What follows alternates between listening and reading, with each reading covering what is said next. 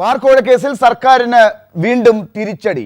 ഈ വിഷയമാണ് news and views ആദ്യം ചർച്ച ചെയ്യുന്നത്. ചർച്ചയിൽ പങ്കെടുക്കുന്നത് advocate PM Suresh Babu, AN Shamseer, advocate Udayabhanu, Ajith Kumar, Biju Ramesh എന്നിവർ. അഡ്വക്കേറ്റ് PM സുരേഷ് ബാബു, എന്തിനു വേണ്ടിയായിരുന്നു ഇന്ന് ഹൈക്കോടതിയിൽ കെ ബാബുവിൻ്റെ കേസിൽ സ്റ്റേ വേണം, വിജിലൻസ് അന്വേഷണം നടക്കുന്നതിന് സ്റ്റേ വേണം എന്ന ഒരു ആവശ്യം സർക്കാർ ഉന്നയിച്ചത്? അന്വേഷണം നടക്കുന്നതും കെ ബാബു എത്രയും പെട്ടെന്ന് ക്ലീൻ ഇമേജുമായി തിരിച്ചെത്തുന്നതുമല്ലേ നിങ്ങൾക്കും നല്ലത്?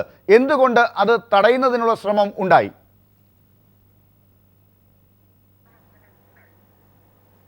ശ്രീലാൽ, അതൊരു തെറ്റായ കൺസെപ്ഷനാണ്. അവിടെയുള്ളൊരു വിഷയം എന്താണെന്ന് വെച്ചാൽ, ഇത് കോടതിയിൽ വന്നത് CBI അന്വേഷണം വേണമെന്ന ഹർജിയിലാണ്.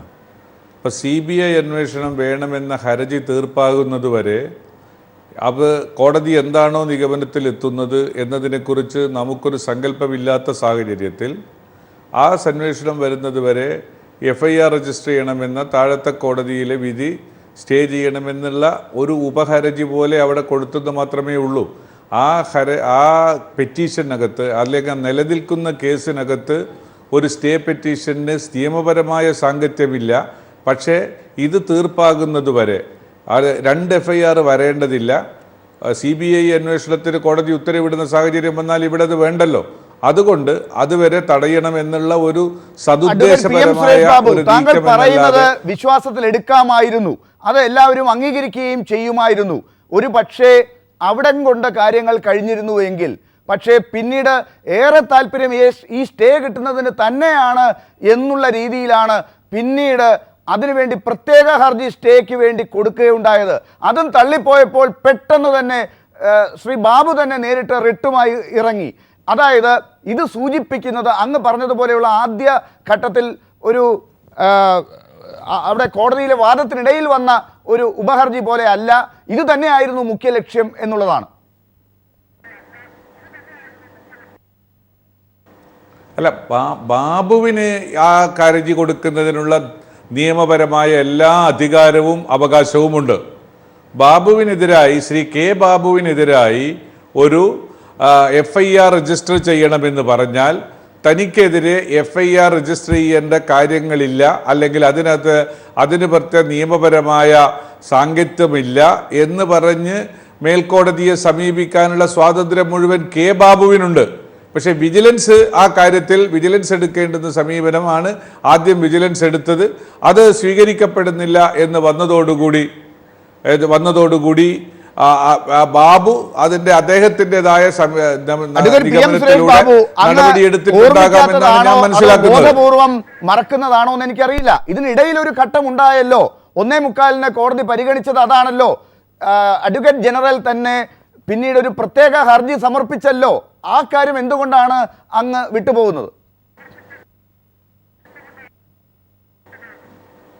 അല്ല, എനിക്ക് ലാൽ, അത് കൃത്യമായി എനിക്കതിനെക്കുറിച്ചുള്ളൊരു വിവരമില്ല. അത് അഡ്വക്കേറ്റ് ജനറൽ കെ ബാബുവിന് വേണ്ടിയാണോ അതല്ല ഗവൺമെന്റിന് വേണ്ടിയാണോ സമീപിച്ചത് എന്നുള്ളതിനെക്കുറിച്ച് എനിക്കൊരു വിവരമില്ല. ഉണ്ടെങ്കിൽ അതിന്റെ നിയമപരമായ സാങ്കത്യത്തെക്കുറിച്ച് ഞാനൊന്ന് ആലോചിക്കാമായിരുന്നു. കേൾപ്പിക്കാം. ഇപ്പോൾ നമ്മളോടൊപ്പം നിയമവിദഗ്ധൻ അഡ്വക്കേറ്റ് ഉദയഭാനു കൂടി ചേർന്നിട്ടുണ്ട്. അഡ്വക്കേറ്റ് ഉദയഭാനു, ശ്രീ PM സുരേഷ് ബാബുവിനുള്ള സംശയം താങ്കൾ എങ്ങനെയാണ് തീർക്കുക?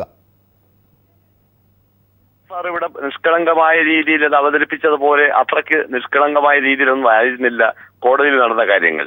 ഇന്ന് ശ്രീ സുനിൽകുമാർ സമർപ്പിച്ച ബിജു രമേശും അതുപോലെ തന്നെ കെ ബാബുവും എതിർകക്ഷികൾ 7ഉം 8ഉം എതിർകക്ഷികളായിട്ടുള്ള ഹർജിയുടെ പരിഗണനയ്ക്ക് വരുന്ന ദിവസമായിരുന്നു. അത് ഹർജി ഫയലിൽ സ്വീകരിക്കണമോ വേണ്ടയോ എന്ന തീരുമാനിക്കാനായിട്ട് ഡിവിഷൻ ബെഞ്ച്, ചീഫ് ജസ്റ്റിസ് അടങ്ങുന്ന ഡിവിഷൻ ബെഞ്ച് തീരുമാനിക്കാനിരിക്കുന്ന ദിവസം ഈ കേസിന്റെ വാദം നടക്കുന്നതിനിടയിൽ സർക്കാരിന്റെ ഒരു ഭാഗം എന്ന നിലയിൽ അഡ്വക്കേറ്റ് ജനറൽ ഇടയ്ക്ക് പറയുകയാണ്, ഈ തൃശൂർ വിജിലൻസ് കോടതി സമാനമായ മറ്റൊരു കേസിൽ ഒരു കംപ്ലൈന്റിന്റെ അടിസ്ഥാനത്തിൽ FIR എടുക്കാൻ തീരുമാനിച്ചിട്ടുണ്ട്. അതിനെതിരായിട്ടുള്ളൊരു നടപടി എന്ന നിലയിൽ ഹോം ഡിപ്പാർട്ട്മെന്റിനായിട്ടുള്ളൊരു ഹർജി ഇന്ന് വരുന്നുണ്ട്. അപ്പൊ കോടതി പറഞ്ഞു അത് വരുന്ന സമയത്ത് നോക്കാം എന്ന്. അങ്ങനെ ഉച്ചവരെ ഈ കാര്യങ്ങൾ കഴിഞ്ഞു. ഉച്ചയ്ക്ക് മുമ്പ് തന്നെ ഹോം ഡിപ്പാർട്ട്മെന്റിന്റെ വകയായി ഞങ്ങൾ ഇപ്രകാരം ഒരു ഹർജി സമർപ്പിക്കാൻ ആരെയും ചുമതലപ്പെടുത്തിയിട്ടില്ല എന്നുള്ള വാദങ്ങളെല്ലാം ഉണ്ടായിരുന്നതായി പറഞ്ഞു കേൾക്കുന്നു. അതൊന്നും വ്യക്തമായി കോടതിയിലുള്ള സൂചനകളിൽ വന്നിട്ടില്ല. നമുക്കറിയാവുന്ന ഒരു കാര്യം, ഉച്ചയ്ക്ക് 1:45 കേസ് എടുത്ത സമയത്ത് കോടതി വളരെ വ്യക്തമായി പറഞ്ഞു, ഇത് ഹോം ഡിപ്പാർട്ട്മെന്റിന് അങ്ങനെ ഫയൽ ചെയ്യണമെങ്കിൽ തന്നെ അത് ഇതുപോലുള്ള ഒരു ഉപഹർജിയുടെ കൂടെ അല്ലെങ്കിൽ ഒരു മെയിൻ ഹർജിയുടെ അന്വേഷണം നടത്തേണ്ട ഒരു ഹർജിയുടെ കൂടെ അല്ല. അത് വളരെ വ്യക്തമായി ക്രിമിനൽ പലവക ഹർജി കേൾക്കുന്ന ഇപ്പോൾ അതിന്റെ ചുമതലയുള്ള ജസ്റ്റിസ് കമാൽ പാഷ നയിക്കുന്ന ബെഞ്ചിലാണ് അത് വരേണ്ടിയത്. അവിടെ പോകാം. അങ്ങനെയാണ് അത് ഡിസ്പോസ് ചെയ്ത് അങ്ങനെ പോകുന്നതിനുള്ള അനുവാദം കൊടുത്തുകൊണ്ട്. അതായത് വളരെ വ്യക്തമായി പറഞ്ഞാൽ ക്രിമിനൽ പലവക ഹർജി ഇതിലെ ആരോപണ വിധേയനായിട്ടുള്ള ശ്രീ കെ ബാബു സമർപ്പിക്കാൻ ഇടയായി കഴിഞ്ഞാൽ അദ്ദേഹത്തിന് പ്രതികൂലമായ വിധി വന്നേക്കും എന്ന ആശങ്കയും ഭയവും ഉള്ളതുകൊണ്ട് ആ ബെഞ്ചിനെ അവോയ്ഡ് ചെയ്യുന്നതിന് വേണ്ടി ചീഫ് ജസ്റ്റിസിന്റെ കോടതിയിൽ വളരെ സൗകര്യപൂർവ്വം ഇപ്രകാരം ഒരു ഹർജി ഫയൽ ചെയ്തതാണെന്ന് ഈ അഡ്വക്കേറ്റ് ആർട്ട് ഒക്കെ അറിയാവുന്ന ആർക്ക് പോലും അല്ലാതെ ഉള്ള എല്ലാവർക്കും വളരെ വ്യക്തമായി മനസ്സിലാകുന്ന കാര്യമാണ്. ഇതൊരു ബെഞ്ച് ഹണ്ടിങ് തന്നെയായിരുന്നു. അവിടെ ഇന്ന് അത് ബലപ്പോയില്ല. അതാണ് സംഭവിച്ചത്. അഡ്വക്കേറ്റ് ഉദയഭാനു, ഈ കാര്യത്തിലെ ഇന്നത്തെ സർക്കാരിന്റെ ഇടപെടൽ കാണുമ്പോൾ, അതായത് കെ ബാബുവിന് വേണ്ടി അങ്ങ് പറഞ്ഞതുപോലെയുള്ള ഒരു ഇടപെടൽ കോടതിയിൽ ഉണ്ടായിട്ടുണ്ടെങ്കിൽ ആ ഇടപെടൽ കാണുമ്പോൾ അത് കോടതി നടപടികളിലെ ഒരു അധാർമികമായ ഇടപെടലായി അഡ്വക്കേറ്റ് ജനറലിന് തന്നെ ഒരു അധാർമികമായ ഇടപെടലായി കാണേണ്ടി വരുമോ?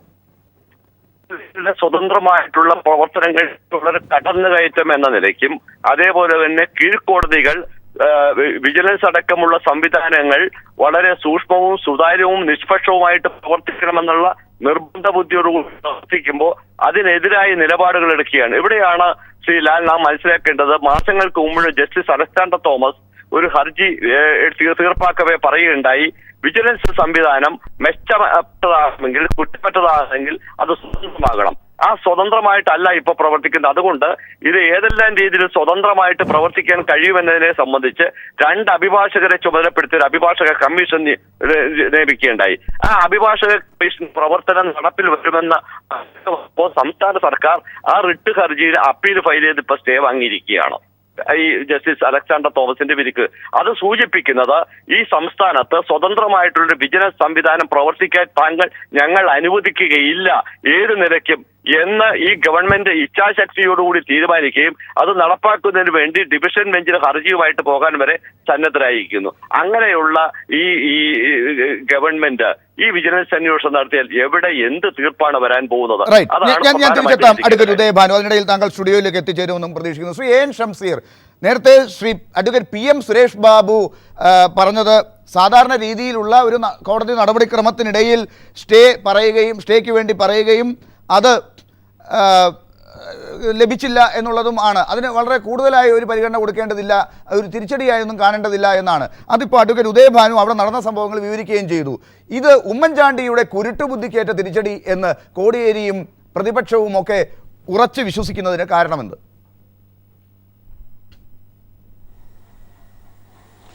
ഇതിവിടെ നടന്നത് എ ഗ്രൂപ്പും ഐ ഗ്രൂപ്പും തമ്മിലുള്ള ഫൈറ്റാണ്.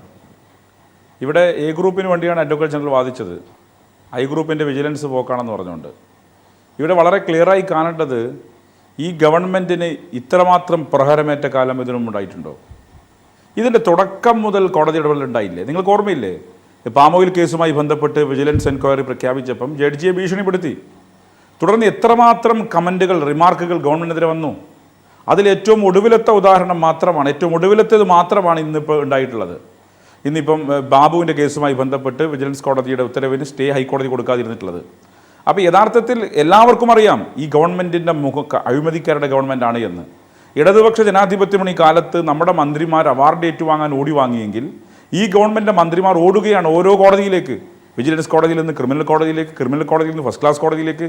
ഇത്രമാത്രം ഒരു നാണം കെട്ട ഒരു സംവിധാനം ഉണ്ടായിട്ടുണ്ടോ? മുഖ്യമന്ത്രി ഉമ്മൻചാണ്ടി എന്ന് പറഞ്ഞാൽ ഒരു മാഫിയ തലവനെ പോലെയല്ലേ ഇപ്പോൾ കേരളത്തിൽ പെരുമാറിക്കൊണ്ടിരിക്കുന്നത്? എന്തുകൊണ്ടാണ് ഈ ബാബുവിൻ്റെ റെസിഗ്നേഷൻ ലെറ്റർ 2 കൊല്ലം കീശയിലിട്ടത്, 2 ദിവസം കേസിലിട്ടത്? 2 ദിവസം ബാബുവിൻ്റെ റെസിഗ്നേഷൻ ലെറ്റർ കീശയിലിടാൻ കാരണം അടുത്ത ആളാണ്. ചെസ്റ്റ് നമ്പർ കലോത്സവ സ്റ്റേജിൽ നമ്മൾ വിളിക്കുമല്ലോ, നെക്സ്റ്റ് ചെസ്റ്റ് നമ്പർ 3 എന്നൊക്കെ പറയുന്ന പോലെ അടുത്ത കാത്ത് നിൽക്കുകയാണ് ഉമ്മൻചാണ്ടി. ബാബുവിനുള്ളത് ബാബുവിന് കിട്ടി, മാണിക്കുള്ളത് മാണിക്ക് കിട്ടി, ഇനി സീസറിനുള്ളത് ബാക്കി.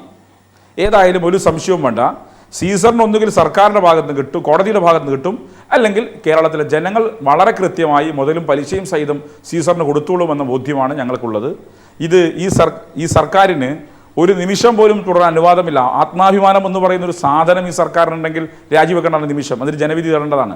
പക്ഷെ അങ്ങനെ ഞങ്ങൾ പ്രതീക്ഷിക്കില്ല. കാരണം ഇനിയിപ്പോൾ സർക്കാർ പരമാവധി ഭരിച്ച് അവസാനത്തെ കൈക്കോലും ഊരിയെടുക്കും വരെയുള്ള പ്രവർത്തനം അവർ സംഘടിപ്പിക്കും. അതിൻ്റെ ഭാഗമായി ഇനിയും അഴിമതി നടത്തി മുന്നോട്ട് പോകും. കോടതിക്കകത്ത് നടന്നുകൊണ്ടിരിക്കുന്ന പ്രവർത്തനങ്ങൾ അത്രമാത്രം ഈ സർക്കാരിനെ ജനങ്ങൾക്കിടയിൽ അഴിമതിക്കാരാണെന്ന് സർക്കാർ ഞങ്ങൾ ഉന്നയിക്കുന്ന ആരോപണം ശരിയാണെന്ന് തെളിയിച്ചുകൊണ്ടിരിക്കുകയാണ്. ഇന്നിപ്പോൾ 2 സംഭവങ്ങളാണ്.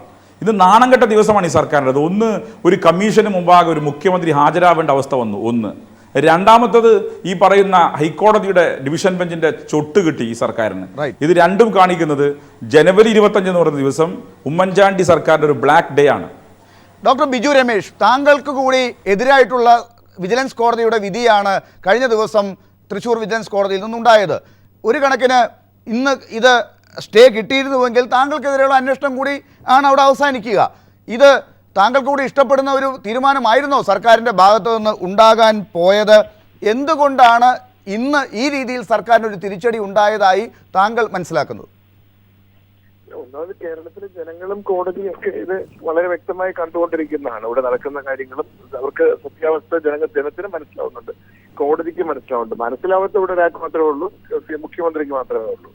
അപ്പൊ ഇത് ബാബു വളരെ കുറച്ച് വിശ്വാസമുണ്ടായിരുന്നു ബാബുവിന്റെ പേർക്ക് എഫ്ഐആർ ഇടില്ല എന്ന് ആരൊക്കെയോ ഉറപ്പ് കൊടുത്തിരുന്നു. കാര്യം ബാബുവിന്റെ പേർക്ക് എഫ്ഐആർ ഇട്ട് കഴിഞ്ഞാൽ ബാക്കി പണം പോയതിന്റെ കാര്യങ്ങൾ ബാബുവിന് അറിയാം. ബാബു പലർക്കും ഈ 25 കോടി പൊരിച്ചതിന്റെ വിഹിതങ്ങൾ കൊടുത്തിട്ടുണ്ട്. അപ്പൊ അവരെ കൂടെ ബാബു മുന്നിൽ നിർത്തിക്കൊണ്ടാണ് ബാബു ഉറപ്പ് വാങ്ങിച്ചിരുന്നത് എഫ്ഐആർ ഇടില്ല എന്ന്. അതുകൊണ്ടാണ് ബാബു ആദ്യമേ വെല്ലുവിളിക്കും പോലെ പറഞ്ഞത് എന്റെ പേർക്ക് എഫ്ഐആർ ഇല്ലല്ലോ, കേസില്ലല്ലോ, എഫ്ഐആർ വരെ ഇട്ടാൽ ഞാൻ അപ്പം രാജിവെക്കുമെന്ന് പറഞ്ഞത്. പക്ഷെ ആ ഒരു ഉറപ്പ് അത്രയും ഉണ്ടായിരുന്നുകൊണ്ടാണ് വന്നത്. അല്ലെങ്കിൽ ക്വിക്ക് വെരിഫിക്കേഷൻ പോലും സാധാരണ നടത്തേണ്ടത് പോലും നടത്തിയിട്ടില്ല. ഇപ്പൊ ക്വിക്ക് വെരിഫിക്കേഷൻ നടത്താൻ പറഞ്ഞിട്ട് ആകെപ്പാടെ പരാതിക്കാരന്റെ പേർക്ക് മാത്രമേ 45 ദിവസം കൊണ്ട് മൊഴിയെടുത്തിട്ടുള്ളൂ. അതായത് 2 മണിക്കൂർ ജോലി മാത്രമേ വിജിലൻസ് ഡിപ്പാർട്ട്മെന്റ് ചെയ്തിട്ടുള്ളൂ. വേറെ ഒരു പണിയും അവർ ചെയ്തിട്ടില്ല. പിന്നെ എങ്ങനെ കോടതി പ്രതികരിക്കാതിരിക്കുക? അതിലൊക്കെ കഷ്ടം ഗവൺമെന്റിന് വേണ്ടി വാദിക്കേണ്ട അത്ര പ്രധാനപ്പെട്ട കേസുകൾ, സുപ്രധാനപ്പെട്ട കേസുകൾ വാദിക്കേണ്ടത് അഡ്വക്കേറ്റ് ജനറൽ. ആ അഡ്വക്കേറ്റ് ജനറൽ വാദിക്കുന്നത് ഒരു അഴിമതിക്കാരനായ ഒരു മന്ത്രി, അദ്ദേഹം കോടിക്കണക്കിന് രൂപയുടെ അഴിമതി നടത്തി അതിന് അപ്പീലുമായി ഹൈക്കോടതിയിൽ വന്ന് വാദിക്കുക എന്ന് പറയുന്നതിന് സംസ്ഥാനത്തിന് എന്തുമാത്രം ലജ്ജാകരമാണ്. അഴിമതിക്കാരനെ സംരക്ഷിക്കുകയാണോ മറ്റു പണി? ഈ അവസ്ഥയിലേക്കാണ് കാര്യങ്ങൾ മുന്നോട്ട് പോകുന്നത്. ഇത് പിന്നെ രണ്ടാമത് അതിനകത്ത് പ്രധാനമായിട്ടുള്ളത് മുഖ്യമന്ത്രിക്ക് ഈ സംരക്ഷിക്കണമെന്റെ ബാധ്യത എന്താണ്? അവിടെയാണ് എന്റെ മനസ്സിൽ തോന്നുന്നൊരു ചോദ്യചിഹ്നം. ഈ ബാബു വാങ്ങിച്ചിട്ടുള്ള പൈസയുടെ മുഖ്യമന്ത്രിക്ക് എന്തിനാണ് അതിനുള്ള ബാധ്യത? മോറൽ ഓബ്ലിഗേഷൻ അതിനകത്ത് വരുന്നത് എന്താണ്? പങ്ക് പറ്റിയിട്ടുണ്ടെങ്കിൽ ഓബ്ലിഗേഷൻ ഉണ്ടാവാം, പങ്ക് പറ്റിയിട്ടില്ലെങ്കിൽ ഓബ്ലിഗേഷനിലെ ഈ കുറ്റക്കാരായ രാജിയും തന്നു, ഞാൻ പൈസ മേടിച്ചിട്ടുണ്ടോ, എന്റെ പേർക്ക് എഫ്ഐആർ ഇട്ടു, രാജിക്കത് സ്വീകരിക്കണമെന്ന് പറഞ്ഞു തന്നു. അപ്പൊ ആ പങ്ക് അദ്ദേഹം കൂടി പറ്റിയിട്ടുണ്ടെങ്കിൽ അദ്ദേഹം ബാബുവിനെ രക്ഷപ്പെടുത്താൻ രാജി സ്വീകരിക്കാൻ രക്ഷപ്പെടുത്താൻ നിൽക്കുമ്പോൾ അതിന്റെ പങ്ക് അദ്ദേഹത്തിന് എത്രമാത്രം കിട്ടിയിട്ടുണ്ട് എന്നൊരു സംശയം. ഡോക്ടർ ബിജു രമേശ്, ഞാൻ തിരിച്ചെത്താം. ശ്രീ ആർ അജിത് കുമാർ, ഇപ്പോൾ ഈ പറഞ്ഞ കാര്യങ്ങളെല്ലാം നമ്മൾ കേൾക്കുമ്പോൾ അങ്ങ് എന്താണ് വിലയിരുത്തുന്നത്? ഇന്നിപ്പോൾ രാവിലെ നടന്ന കോടതിയിലെ നടപടികളൊക്കെ നമ്മൾ ശ്രദ്ധിച്ചതാണ്. രാവിലെ സി ബി ഐക്ക് കേസ് കൊടുക്കണമോ വേണ്ടയോ, ബാർക്കോഴ കേസ് കൊടുക്കണമോ വേണ്ടയോ എന്ന വാദത്തിനിടയിലാണ് സ്റ്റേ എന്ന ഒരു വാക്ക് അവിടെ വരുന്നത്. അത് പറ്റില്ല എന്ന് കോടതി പറയുമ്പോൾ വേറൊരു ആപ്ലിക്കേഷനാണ് വേണ്ടതെന്ന് പറയുമ്പോൾ അത് തന്നെയാണ് മുഖ്യ പരിഗണന എന്നുള്ള രീതിയിലേക്ക് കോടതി അഡ്വക്കേറ്റ് ജനറൽ പോകുന്നു.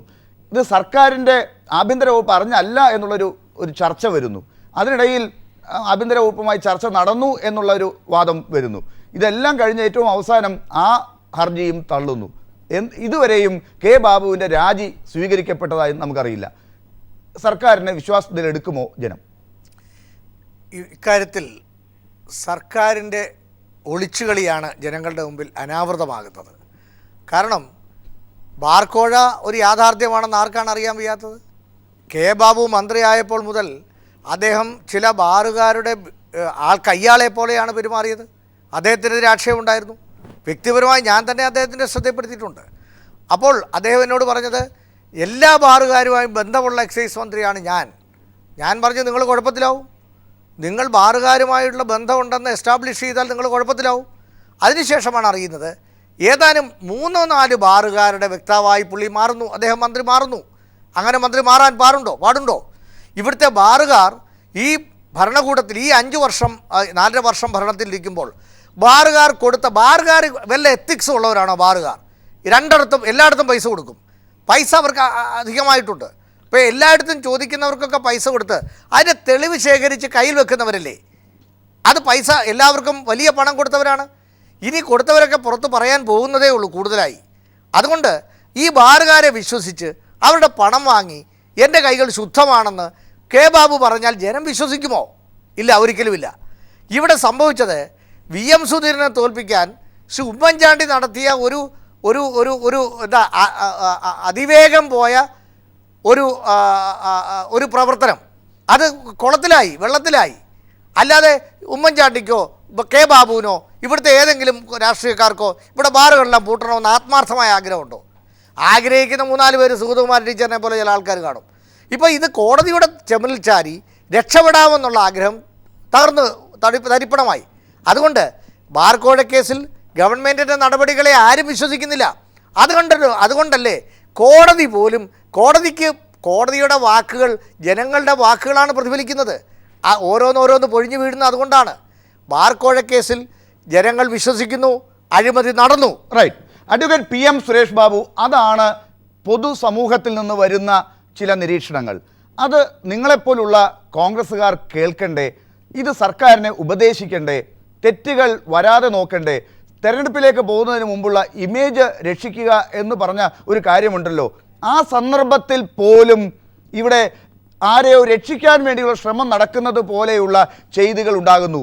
അതിന് കോടതിയിൽ നിന്ന് തിരിച്ചടി ഉണ്ടാകുന്നു. ഇവിടെ തന്നെ നോക്കുക, കെ ബാബുവിന് എതിരെ FIR എടുക്കണമെന്ന് പറഞ്ഞിട്ട് 3 ദിവസമായി. ഇതുവരെ FIR എടുക്കണമോ വേണ്ടയോ എന്നുള്ളതിനെക്കുറിച്ച് കോടതിയിൽ നിന്ന് ജഡ്ജ്മെൻറ്റ് കിട്ടിയില്ല. ജഡ്ജ്മെൻറ്റ് കിട്ടിയാലും അത് ഡയറക്ടർക്കാണ് ആദ്യം കിട്ടുക, വിജിലൻസ് ഡയറക്ടർക്ക്. അത് പിന്നെ താഴെ ഉദ്യോഗസ്ഥനിലേക്ക് വരണം. ഇതൊക്കെ പറഞ്ഞുകൊണ്ടിരിക്കുക, സാങ്കേതികത്വം പറഞ്ഞുകൊണ്ടിരിക്കുക. ഇന്ന് വരെ ശ്രമിച്ചുകൊണ്ടിരുന്നത്, ഇന്ന് കോടതിയിൽ നിന്നൊരു അനുകൂല വിധി ഉണ്ടാകുകയാണെങ്കിൽ രാജി സ്വീകരിക്കേണ്ട എന്നതിലേക്ക് മുഖ്യമന്ത്രി പോകും എന്നൊരു തീരുമാനമാണ് ഉണ്ടായിരുന്നത് എന്ന് ജനങ്ങൾ വിശ്വസിക്കുന്നതിലേക്കല്ലേ കാര്യങ്ങൾ പോകുന്നത്. ഈ കേസ് അന്വേഷിക്കുന്നതിന് നിങ്ങൾക്ക് താല്പര്യമില്ല എന്ന് ജനങ്ങൾ വിശ്വസിക്കുന്നു.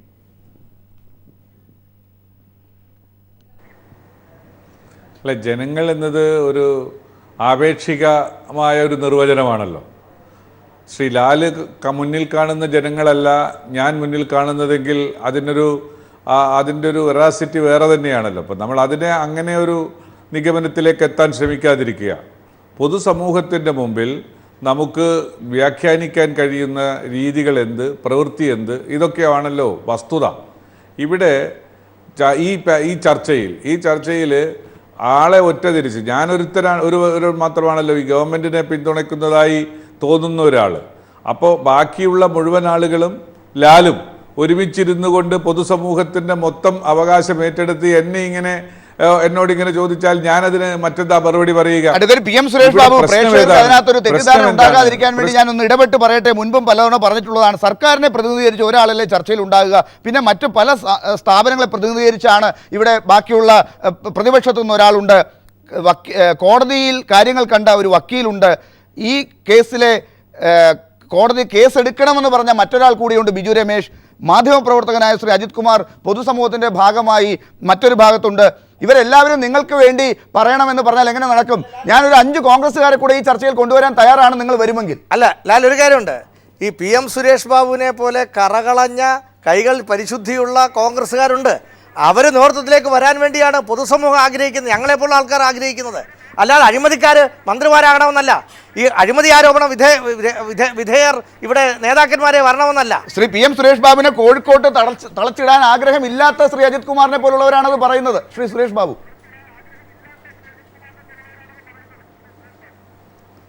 അല്ല, ഇത് നമ്മൾ വിഷയത്തിൽ നിന്ന് മാറണ്ട. ഞാൻ എൻ്റെ ഭാഗത്ത് നിന്നാണ് ആ ഡൈവേർഷൻ വന്നതെങ്കിൽ ക്ഷമിക്കുക. പക്ഷേ ഒരു വസ്തുത എന്താണ്, നമ്മളെ സംബന്ധിച്ചിടത്തോളം ഈ കാര്യത്തിൽ ശ്രീ ബാബുവിനെതിരായ കോടതി പരാമർശം, ആ കോടതി പരാമർശത്തിൻ്റെ വെറാസിറ്റിയെക്കുറിച്ച് എനിക്കടക്കമുള്ള ആളുകൾക്ക് അഭിപ്രായ വ്യത്യാസങ്ങളൊക്കെ ഉണ്ടാകാം. പക്ഷെ ആ കോടതി പരാമർശത്തിൽ ഇന്നെടുത്ത ഹർജി എന്താണ്? ഇന്ന് ശ്രീ സുനിൽകുമാറിൻ്റെ ഹർജിയാണ് CBI അന്വേഷണം വേണമെന്നുള്ളത്. അതിനകത്ത് CBI അന്വേഷണമാണ് തീരുമാനിക്കപ്പെടുന്നതെങ്കിൽ അങ്ങനെയാകുമ്പോൾ ഇവിടെ ഒരു FIRൻ്റെ ആവശ്യമില്ലല്ലോ, ഇവിടെ ഒരു അന്വേഷണത്തിൻ്റെ ആവശ്യമില്ലല്ലോ. അതുകൊണ്ടൊരു സ്റ്റേ വേണം എന്ന് പറഞ്ഞത് വേണ്ട, സ്റ്റേ വേണ്ട, ഇത് തീരുമാനം വരുന്നത് വരെ അതിനനുസരിച്ച് പോകാം, ഞങ്ങൾ അതനുസരിക്കാൻ തയ്യാറാണ്. പക്ഷെ അത് അവിടെ കോൺഗ്രസ് അതനുസരിക്കാൻ തയ്യാറാണ്, ബാബു അതനുസരിക്കാൻ തയ്യാറാണ്, ഗവൺമെന്റ് അതനുസരിക്കാൻ സ്റ്റേ തയ്യാറാണ്. വേണമെന്നുണ്ടെങ്കിൽ വേറെ ചില നടപടിക്രമങ്ങൾ വേണമെന്ന് പറഞ്ഞപ്പോ ഈ CBIയുടെ കേസ് അതിന്റെ പിറകെ വാദിച്ച് ജയിക്കാൻ പോകുന്നതിന് പകരം അതെല്ലാം അവിടെ ഇട്ടിട്ട് ഓടിയത് മറ്റേ ഹർജി തയ്യാറാക്കാനായിരുന്നു. ആ ഹർജിക്ക് തിരിച്ചടിയും കിട്ടി. ഇവിടെ കേസ് അന്വേഷണം എന്നുള്ള ഒരു കാര്യത്തിൽ നിന്ന് എന്തിന് പിന്നോട്ട് പോകണം? അത് കൃത്യമായി കൊണ്ടുവരണ്ടേ? വിജിലൻസ് ഡിപ്പാർട്ട്മെന്റിന് പോലും ആ കാര്യത്തിൽ രണ്ടഭിപ്രായമുണ്ട് എന്ന കാര്യത്തിൽ സംശയമില്ലല്ലോ അഡ്വക്കേറ്റ് PM സുരേഷ് ബാബു. അല്ല, ഇത് ഇത്രയും തിരുവനന്തപുരത്ത് ഇരിക്കുമ്പോൾ താങ്കൾക്കുണ്ടാകുന്ന പ്രോക്സിമിറ്റി കോഴിക്കോട്ടിരിക്കുന്ന എനിക്കില്ല. അതുകൊണ്ട് എനിക്കതിനകത്തുള്ള അന്തർനാടകങ്ങളെക്കുറിച്ച് പിന്നെ ഒരു പരിജ്ഞാനം ഇല്ലാത്തത് കൊണ്ട് അതിനെക്കുറിച്ച് പറയാൻ കഴിയില്ല. പക്ഷെ എൻ്റെ ഒബ്സർവേഷനാണ്. എൻ്റെ ഒബ്സർവേഷൻ ഇതിനകത്ത് വളരെ വ്യക്തമായ ഒരു സമീപനമുണ്ട്. ഗവൺമെൻറ്റിൻ്റെ ഭാഗത്ത് നിന്ന്, ശ്രീ ബാബുവിൻ്റെ ഭാഗത്ത് നിന്ന് പ്രത്യേകിച്ച് വ്യക്തിപരമായും അന്വേഷണം വേണ്ട എന്നൊരു സമീപനമില്ല. അന്വേഷണം വേണ്ട എന്ന് സമീപനം ഉണ്ടാകുന്നത് അദ്ദേഹം കുറ്റക്കാരനല്ല എന്ന ബോധ്യമുള്ളത് കൊണ്ടാണ്. ആ ബോധ്യം എല്ലാ സഹായവും ചെയ്തു കൊടുക്കുകയല്ലേ അഡ്വക്കേറ്റ് സുരേഷ് ബാബു വേണ്ടത്? അതിന് പകരം ആ അന്വേഷണത്തെ വൈകിപ്പിക്കാൻ എന്തിനു ശ്രമിക്കണം? അവിടെ അതിനെതിരെ റിട്ടുമായി പോകണം? സ്റ്റേക്ക് എന്തിനു വേണ്ടി പോണം? അതല്ല, നിയമപരമായ ഒരു വ്യക്തിക്ക് നിയമപരമായ അവകാശങ്ങൾ മുഴുവൻ അവെയിൽ ചെയ്യാൻ ഇന്ത്യൻ ഭരണഘടന അനുവാദം കൊടുക്കുന്നുണ്ടല്ലോ. അദ്ദേഹത്തിന് എന്തെല്ലാം അവകാശമുണ്ട്? ഒരു വ്യക്തിയോട് നമുക്ക് അങ്ങനെ നിർദ്ദേശിക്കാൻ പറ്റില്ല. താങ്കൾ ഇന്ന നടപടിക്ക് വേണ്ട, ഇന്നതിന് അതുകൊണ്ട് ആ വ്യക്തി അല്ല, ഞാൻ പറഞ്ഞല്ലോ, ഞാൻ പറയാൻ ഉദ്ദേശിക്കുന്ന കാര്യം അത് തന്നെയാണ്. നിയമപരമായ അവകാശങ്ങൾ എക്സോസ്റ്റ് ചെയ്യപ്പെടുന്നത് വരെ അദ്ദേഹവും അതിൻ്റെ സംവിധാനങ്ങളും അതിനുവേണ്ടി പോകുമ്പോൾ മറ്റാളുകൾ അതിനെ തടസ്സപ്പെടുത്തുന്നത് എന്തിനാണ്? ഇത്രയും ഗുരുതരമാണ് കുറ്റമെങ്കിൽ മേൽക്കോടതിയിൽ റിട്ടിന് പോയാലും സ്റ്റേക്ക് പോയാലും ഒന്നും അനുവാദം കൊടുക്കുകയില്ലല്ലോ. കേസ് ഡയറി കോടതിയുടെ കൈവശമില്ലേ? കേസ് ഡയറി പരിശോധിച്ചാൽ അദ്ദേഹം കുറ്റക്കാരനാണെന്ന് തോന്നുന്ന ഇംപ്ലിക്കേറ്റ് ചെയ്യാൻ പറ്റുന്ന സാഹചര്യങ്ങൾ കഴിഞ്ഞ ദിവസവും വിജിലൻസ് കോടതി ഇത് തന്നെയാണ് ചോദിച്ചത്. കേസ് ഡയറി കൊണ്ടുവരൂ, അല്ലെങ്കിൽ ബാക്കി കാര്യങ്ങളെല്ലാം എവിടെയെന്ന് ചോദിച്ചപ്പോ വിജിലൻസിന്റെ ഭാഗത്ത് നിന്ന് വന്ന മറുപടി Shri PM Suresh Babu ഓർക്കുന്നുണ്ടാകുമല്ലോ.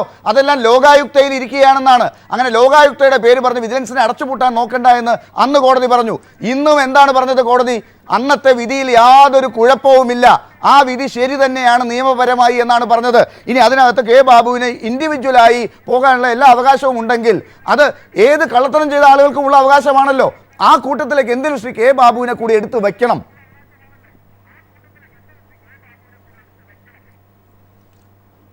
Advocate general, ഇതിനകത്ത് നമ്മൾ എടുക്കേണ്ടുന്ന ഒരു വിഷയം മറ്റൊന്നുമില്ല. ഒരു വ്യക്തിക്ക് അവകാശപ്പെട്ട നിയമപരമായ വഴികൾ അത് അവെയിൽ ചെയ്യാനുള്ള സ്വാതന്ത്ര്യത്തെ അനുവദിച്ചു കൊടുക്കാൻ നമ്മൾ കാത്തു നിൽക്കുക. അതല്ലാതെ അതിനുവേണ്ടി ഒരു ദിവസം താമസിച്ചു പോയത് കൊണ്ട് ലോകം അടിമേൽ മറിഞ്ഞൊന്നും പോകുന്നു.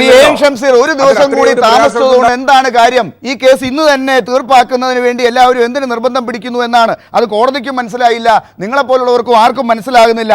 എല്ലാവരും കൂടി എന്തിനാണ് ഇങ്ങനെ ഒരാളെ പിടിച്ചിരുത്തി, കോൺഗ്രസിൽ നിന്ന് ഒരാളെ പിടിച്ചിരുത്തി എല്ലാ ദിവസവും വൈകുന്നേരം ഇങ്ങനെ കഷ്ടപ്പെടുത്തുന്നത്? ഇവിടെ ഈ അജിത് കുമാർ എന്നൊക്കെ പറഞ്ഞ് മറുഭാഗത്തിരിക്കുന്ന പത്രപ്രവർത്തകൻ പല ഘട്ടങ്ങളിലും അദ്ദേഹവും ഞങ്ങളൊക്കെ ആയിട്ട് കൊമ്പ് കൊടുത്തിട്ടുണ്ട് പല ചാനലിനകത്തും. അദ്ദേഹം ഇടതുപക്ഷത്തെ വിമർശിക്കുന്ന ഒരാളാണ്. പക്ഷേ ഇവിടെ കാണേണ്ടത് നിങ്ങളുടെ ഭാഗത്ത് ന്യായമില്ല. ഇപ്പോൾ സുരേഷ് ബാബു അഡ്വക്കേറ്റ് നന്നായി സംസാരിക്കാൻ പ്രാപ്തിയുള്ള കഴിവുള്ള ഒരാളാണ്. പക്ഷേ ന്യായം വേണ്ട നിങ്ങളുടെ ഭാഗത്ത്. ന്യായത്തിൻ്റെ കടിക അല്പമെങ്കിലും അവശേഷിക്കുന്നുവെങ്കിൽ നിങ്ങൾക്ക് ഡിബേറ്റ് ചെയ്ത് ജയിക്കാൻ സാധിക്കുമായിരുന്നു. ഡിബേറ്റ് ചെയ്ത് ജയിക്കാൻ സുരേഷ് ബാബുവിന് സാധിക്കാത്തത് സുരേഷ് ബാബുവിൻ്റെ ഭാഗത്ത് ഒരു തരി പോലും കഴമ്പിൽ ന്യായമില്ല എന്നുള്ളത് കൊണ്ടാണ്. ബാബു അഴിമതിക്കാരനാണെന്ന കാര്യത്തിൽ ആർക്കും സംശയമില്ല.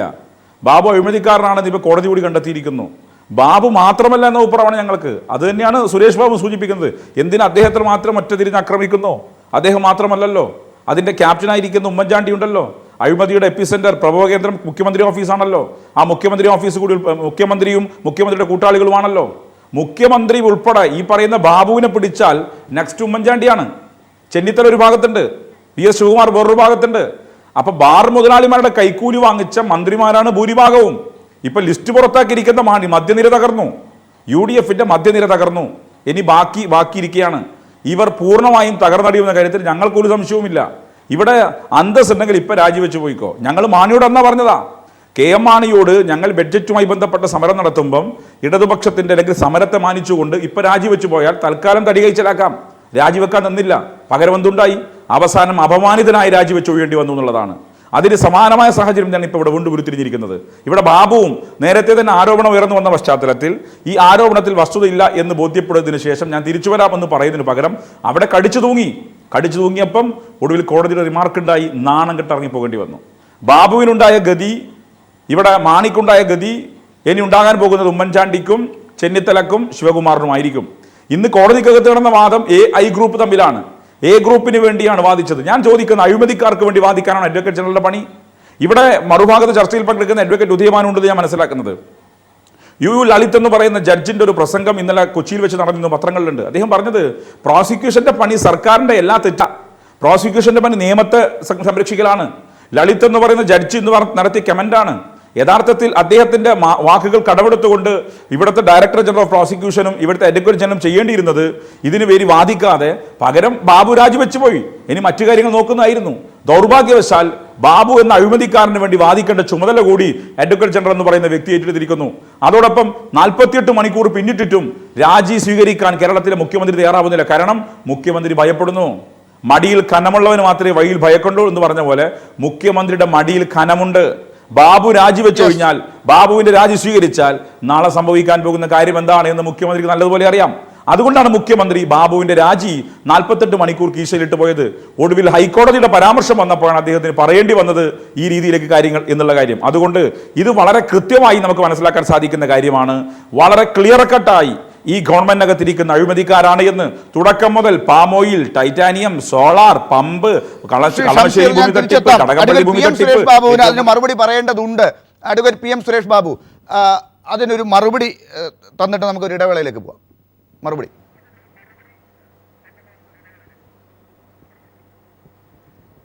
ഷംസീർ ഇപ്പൊ സംസാരിച്ചിട്ടുള്ളത് മുഴുവൻ കാലാകാലമായി ഇടതുപക്ഷ പ്രസ്ഥാനങ്ങൾ കോൺഗ്രസിനെതിരായി ഈ ഗവൺമെന്റിനെതിരായി പറഞ്ഞുകൊണ്ടിരിക്കുന്ന കാര്യങ്ങൾ ആവർത്തിച്ചു എന്ന് മാത്രമേ ഉള്ളൂ.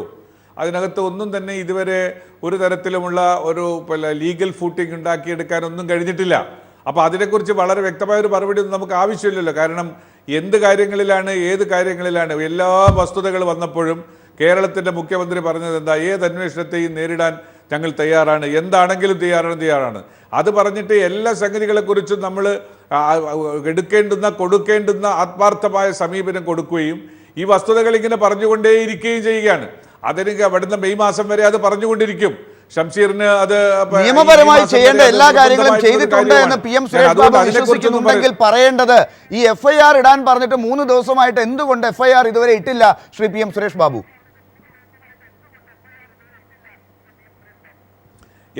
FIRനെ സംബന്ധിച്ചിടത്തോളം ഉണ്ടല്ലോ, FIR ഇടുന്നതിനെ കുറിച്ച് ഞാൻ പറഞ്ഞു. ഇവിടെ വീണ്ടും ആവർത്തിച്ച് പറയാൻ ആഗ്രഹിക്കുന്നത് എന്താ? ഈ കേസ് CBI അന്വേഷിക്കണമെന്ന ഒരു ഹർജി ഇന്ന് കോടതിയിൽ വരികയായിരുന്നു. അതുകൊണ്ട് FIR വേണമോ? ഈ തൽക്കാലം ഇതൊന്ന് അതെന്തിനാണ് വിജിലൻസ് നോക്കുന്നത്? ഇന്ന് ഒരു കോടതിയിൽ ഒരു കേസ് വരുന്നുണ്ടോ, നാളെ വേറെ ഏതെങ്കിലും കേസ് വരുന്നുണ്ടോ, അതുവരെ നമുക്ക് ചുമ്മാതിരിക്കാം, ജോലി ചെയ്യേണ്ട എന്ന് എന്തിനാണ് വിജിലൻസ് വിചാരിക്കുന്നത്? വിജിലൻസ് കോടതി പറഞ്ഞ ആ കാര്യം കേട്ടാൽ പോരെ, അവർ ആ കാര്യത്തിലുള്ള വിധി അങ്ങ് നടപ്പിലാക്കിയാൽ പോരെ. അതിനി എന്തെങ്കിലും തടസ്സം ഉണ്ടാക്കാൻ ആരെങ്കിലും ശ്രമിക്കുമെങ്കിൽ അതും കൂടി കഴിഞ്ഞിട്ടാകാമെന്ന് എന്തിനാണ് വിജിലൻസ് വിചാരിക്കുന്നത്? അതിനാരെങ്കിലും വിജിലൻസിനെ സമ്മർദ്ദം ചെയ്യുന്നുണ്ടോ? താങ്കൾ ഇത് പറയുന്നത് കേൾക്കുമ്പോൾ അങ്ങനെ സംശയം തോന്നുന്നു ശ്രീ സുരേഷ് ബാബു. അല്ല, അങ്ങേക്ക് സംശയിക്കാനുള്ള എല്ലാ സ്വാതന്ത്ര്യവും ഞാൻ അനുവദിച്ചു തരുന്നു. അതിനെ ഞാനൊന്നും പറയുന്നില്ല. പക്ഷേ ഇവിടെ വന്ന സുനിൽകുമാർ എന്ന് പറയുന്ന MLA നൽകിയ ഹർജിയാണ് ഇന്ന് വരുന്നത്. സുനിൽകുമാർ MLA-യുടെ ഹർജിയാണ് ഇന്ന് വരുന്നത്. സുനിൽകുമാർ MLA-യുടെ ഹർജി വരുന്നത് വിജിലൻസ് നോക്കിയിരിക്കുന്നത്. അവർക്ക് വിജിലൻസ് കോടതിയുടെ വിധി കയ്യിൽ ഉണ്ടല്ലോ, അതങ്ങ് നടപ്പിലാക്കിയാൽ മതിയല്ലോ. അല്ലല്ല, അങ്ങനെ വേണ്ട, അങ്ങനെയല്ലല്ലോ. ഒരു സബ്ജക്ട് മാറ്ററിനെ കുറിച്ച്, ഒരു വിഷയത്തെക്കുറിച്ച് 2 അന്വേഷണവും 2 FIR-ഉം ആവശ്യമില്ലാത്തത് കൊണ്ടാണ്. അതാണ് വിജിലൻസ് അന്വേഷിക്കുന്നത്. വിജിലൻസ് തന്നെയാണ് അതിനെയും അത് കോടതിയിൽ നിന്ന് തീർപ്പാക്കിയല്ലോ. അങ്ങനെ കുഴപ്പമൊന്നുമില്ല, ഈ FIR ഇട്ടോളൂ, ആ കോടതിയുടെ വിധിയിൽ യാതൊരു കുഴപ്പവും ഇല്ല എന്ന് ഇന്ന് ഹൈക്കോടതി തീർപ്പാക്കിയല്ലോ. പിന്നെ എന്ത് സംശയം? അത് ഇന്നല്ലേ പറഞ്ഞത്. ഇനി സമയമുണ്ടല്ലോ. ഇന്ന് ഉച്ച കഴിഞ്ഞല്ലേ അതിനെക്കുറിച്ച് ഒരു തീരുമാനം വന്നത്. ശ്രീ കെ ബാബുവിന്റെ ഇന്ന് രാജി തീരുമാനം സ്വീകരിക്കാതിരുന്നതും അപ്പോൾ ഇന്നത്തെ വിധി വരുന്നതുവരെ കാത്തിരിക്കാമെന്ന് മുഖ്യമന്ത്രി കരുതിയത് കൊണ്ടാണോ? മുഖ്യമന്ത്രിയുടെ കരുതൽ എന്താണെന്ന് പറയാൻ എനിക്കെങ്ങനെയാണ് കഴിയുക ലാൽ? മുഖ്യമന്ത്രിക്ക് ഇത്തരം കാര്യങ്ങളിൽ തീരുമാനമെടുക്കാനുള്ള പ്രൊറോഗേറ്റീവ് ഉണ്ടല്ലോ. അത് അവരുടെ യുക്തിക്കനുസരിച്ചുള്ള തീരുമാനങ്ങൾ എടുക്കും. ഏതായാലും അദ്ദേഹം രാജിവെച്ചിട്ടുണ്ട്, രാജിക്കത്ത് കൊടുത്തിട്ടുണ്ട്. മുഖ്യമന്ത്രി അത് അർഹമായ അതിന് അപ്രോപ്രിയേറ്റ് ആയിട്ടുള്ള സമയത്ത് ഗവർണർക്ക് അത് കൈമാറുകയും ഉദയഭാനു പക്ഷേ ഇന്ന് സർക്കാരിന്റെ പ്രോസിക്യൂഷൻ അതായത് അഡ്വക്കേറ്റ് ജനറൽ ഇന്ന് വാദിച്ചത് വിജിലൻസ് കോടതി രാഷ്ട്രീയം കളിക്കുകയായിരുന്നു എന്നാണ്. ഇന്നത്തെ ഈ കാര്യങ്ങളെല്ലാം നിയമപരമായ രീതിയിലൂടെയാണ് നോക്കിക്കാണുന്നത് കണ്ടത് എന്ന് അഡ്വക്കേറ്റ് സുരേഷ് ബാബു ഇവിടെ ഈ ചർച്ചയിൽ പറയുമ്പോഴും ഇന്ന് കോടതിയിൽ പറഞ്ഞിരിക്കുന്നത് വിജിലൻസ് കോടതി രാഷ്ട്രീയം കളിക്കുകയായിരുന്നു എന്നാണ്. അത്തരത്തിലൊരു പരാമർശം ഉണ്ടാകാൻ പാടുള്ളതായിരുന്നോ? അങ്ങനെ വിജിലൻസ് കോടതികൾ രാഷ്ട്രീയം കളിക്കാറുണ്ടോ? ശ്രീ ലാല്, സുരേഷ് ബാബു സാറ് ഇതൊരു പ്രതിരോധത്തിലായതുകൊണ്ട് ഒരുപക്ഷെ അദ്ദേഹം പറയാൻ നിർബന്ധിതമായതാണത്.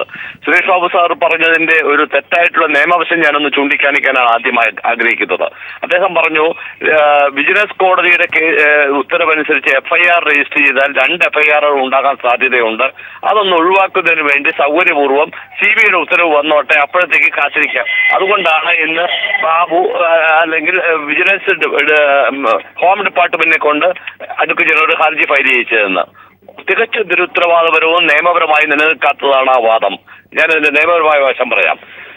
നമ്മുടെ സംസ്ഥാനത്ത് ഒരേ ഏജൻസി തന്നെ ഒരേ കാര്യത്തിൽ തന്നെ 2 FIR എടുത്തു കഴിഞ്ഞാൽ അത് നിയമപരമായി നിലനിൽക്കുന്നതാണോ ഇല്ലയോ എന്നുള്ള കേസ് കൂത്തുപറമ്പ് സംഭവവുമായിട്ട് ബന്ധപ്പെട്ട് TT Antony versus state of Kerala എന്ന കേസിൽ വിധിക്കുകയുണ്ടായി. അങ്ങനെ 2 FIR പാടില്ല എന്ന് പറഞ്ഞു. എന്നാൽ പിന്നീട് 2014 സുപ്രീം കോടതി 2 FIR വേണമെങ്കിൽ ആകാമെന്ന നിലപാട് വരെ എടുത്തിട്ടുണ്ട്.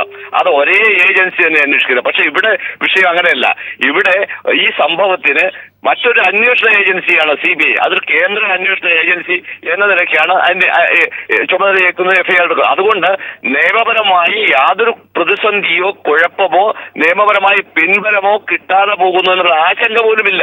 അങ്ങനെ ഇരിക്കെ വളരെ സൗകര്യപൂർവ്വം നിയമപരമായിട്ടുള്ളൊരു വിഷയത്തെ തെറ്റിദ്ധാരണാജനകമായി അദ്ദേഹം പറയാൻ പാടില്ലായിരുന്നു എന്നതാണ് എന്റെ ആദ്യത്തെ അഭിപ്രായം. രണ്ടാമത് ശ്രീ ലാല് ചോദിച്ച വിഷയം അഡ്വക്കേറ്റ് ജനറൽ വിജിലൻസ് കോടതികൾ രാഷ്ട്രീയം കളിക്കുന്നു എന്ന് പറയുന്നത് ശരിയാണോ ഇല്ലെന്ന്. ഒരിക്കലും അങ്ങനെ പറയാൻ പാടില്ല. കാരണം കോടതികൾ ഈ രാഷ്ട്രീയമായിട്ട് ഇന്ന് നമ്മൾ നടത്തുന്ന ചർച്ചകൾ പോലും കണ്ടിട്ട് നാളെ കോടതിയിൽ ഒരു അഭിപ്രായം പറയുന്ന വിഭാഗമേ അല്ല. മാത്രവുമല്ല, കേൾക്കുന്നുണ്ടല്ലോ അല്ലേ? കേൾക്കുന്നുണ്ട്, പറഞ്ഞോളൂ. കോടതികൾക്ക് അവരെ കുറിച്ച് ഉന്നയിക്കപ്പെടുന്ന പരാമർശങ്ങൾക്കോ അല്ലെങ്കിൽ ഇതേപോലുള്ള ആക്ഷേപങ്ങൾക്കോ ഇതേപോലെ നിരുത്തരവാദമായിട്ടുള്ള പ്രസ്താവനകൾക്കോ മറുപടി പറയാനായിട്ട് യാതൊരു സാധ്യതയുമില്ലാത്തൊരു വിഭാഗത്തെ പ്രതിനിധീകരിക്കുന്ന ആളുകളാണ്. അവരെ നമ്മൾ ഈ കൂട്ടിലടച്ച് നിൽക്കുന്ന അവസ്ഥയിൽ ചാട്ടവാർ കൊണ്ട് അടിക്കുന്നത് പോലെയാണ് അവർ സ്വതന്ത്രമായി നിഷ്പക്ഷമായി നടത്തുന്ന പ്രവർത്തനങ്ങളെ ഈ രീതിയിൽ ഒരു പരോക്ഷമായ രീതിയിൽ ഇതിനെ എല്ലാം ചിത്രീകരിക്കാൻ ശ്രമിക്കുക. രാഷ്ട്രീയം എന്ന് പറയുന്നത് ഒരുപക്ഷെ പുറമേക്കുള്ള സംഗതി. കോടതി ആരും തന്നെ രാഷ്ട്രീയം പറയാറില്ല. രാഷ്ട്രീയമായിട്ടില്ല. അവിടെ നിയമപരമായി വസ്തുതകൾ, കേസിന്റെ വസ്തുതകൾക്ക് അനുസൃതമായി കോടതിയെ ബോധ്യപ്പെടുത്തുകയാണ്. ആ കോടതിയെ ബോധ്യപ്പെടുത്തുമ്പോൾ നിയമപരമായി നിലനിൽക്കുന്നുണ്ടോ ഇല്ലയോ എന്നുള്ള കാര്യം കോടതി പരിശോധിക്കും. അതല്ലാതെ രാഷ്ട്രീയമായിട്ടുള്ള ഏതെങ്കിലും പ്രത്യയശാസ്ത്രത്തിന്റെ അടിസ്ഥാനത്തിൽ കോടതികളെ സ്വാധീനിക്കുവാനോ വസ്തുതാപരമായി കോടതിയെ ബോധ്യപ്പെടുത്താനോ ആര് ശ്രമിച്ചാൽ പോലും അത് വിലപ്പോകുന്നതല്ല. അങ്ങനെ ഒരു പാഴ്ശ്രമം സാധാരണഗതിയിൽ അഭിഭാഷകർ നടത്താറില്ല എന്നുള്ള കാര്യം സുരേഷ് ബാബു സാറിനും ബോധ്യമുള്ള കാര്യമാണ്. റൈറ്റ്. ശ്രീ PM സുരേഷ് ബാബു, അപ്പൊ ഇതിനകത്ത് രാഷ്ട്രീയം കളിക്കുന്നത് ആരാണ് എന്നുള്ളത് അഡ്വക്കേറ്റ് ജനറൽ പറഞ്ഞതുപോലെ കോടതി അല്ല. ഇതിനകത്ത് രാഷ്ട്രീയം ആരാണ് എന്നുള്ളത് ഇപ്പോൾ നിരീക്ഷകരൊക്കെ പറയുന്നത് പോലെ തന്നെ ശ്രീ കെ ബാബുവിന് കഴിഞ്ഞ ദിവസം ഈ തിരിച്ചടി കിട്ടുന്നതിന് കോടതിയിൽ വാദിച്ച വിജിലൻസ് 1 മാസം കൂടി കൂടുതൽ സമയം ചോദിച്ചപ്പോഴാണ് കോടതി പ്രകോപിച്ചിട്ട് ആ കേസ് ഈ രീതിയിലാക്കി തീർത്തത്. കെ ബാബുവിന് ഇപ്പോൾ രാജിവെക്കേണ്ടി വന്നത്. അവിടെ I ഗ്രൂപ്പിനാണ് അതിൻ്റെ മുഴുവൻ അടിയും A ഗ്രൂപ്പ് കൊടുക്കുന്നത്. അതിന് ഉത്തരവാദി I ഗ്രൂപ്പാണെന്നാണ് പലരും രഹസ്യമായും പരസ്യമായും പറയുന്നത്. ഇന്നിപ്പോൾ ഇതാ CBIയുടെ കേസ് വാദിക്കേണ്ടിടത്ത് പോയി സ്റ്റേ എന്ന് പറഞ്ഞാൽ ആരും ആവശ്യപ്പെടാത്ത വിജിലൻസ് വകുപ്പ് പോലും ആവശ്യപ്പെടാതെ ആ കാര്യം അഡ്വക്കേറ്റ് ജനറൽ എടുത്തിട്ടുണ്ടെങ്കിൽ ഒന്നുകിൽ അത് വലിയ ബുദ്ധി കാണിച്ചുകൊണ്ട് കെ ബാബുവിനെ രക്ഷിക്കാൻ വേണ്ടി എ ഗ്രൂപ്പിൻ്റെ ആളുകൾ ആരൊക്കെയോ ചെയ്തു, അതല്ലെങ്കിൽ വീണ്ടും ഈ വകുപ്പ് കയ്യിലുള്ള ആളുകൾ തന്നെ വീണ്ടും ഒരു പണി കൂടെ കൊടുത്തിരിക്കുകയാണ് എന്ന് പറയേണ്ടി വരും. രാഷ്ട്രീയം പറയുന്നവർക്ക് മനസ്സിലാകുന്നത് ഈ രാഷ്ട്രീയമാണ് കോടതികളിൽ ഇപ്പുറത്തെ ഭാഗത്ത് നടക്കുന്നത്, ജഡ്ജിമാരുടെ ഭാഗത്തല്ല എന്നാണ്. ശ്രീ PM സുരേഷ് ബാബു.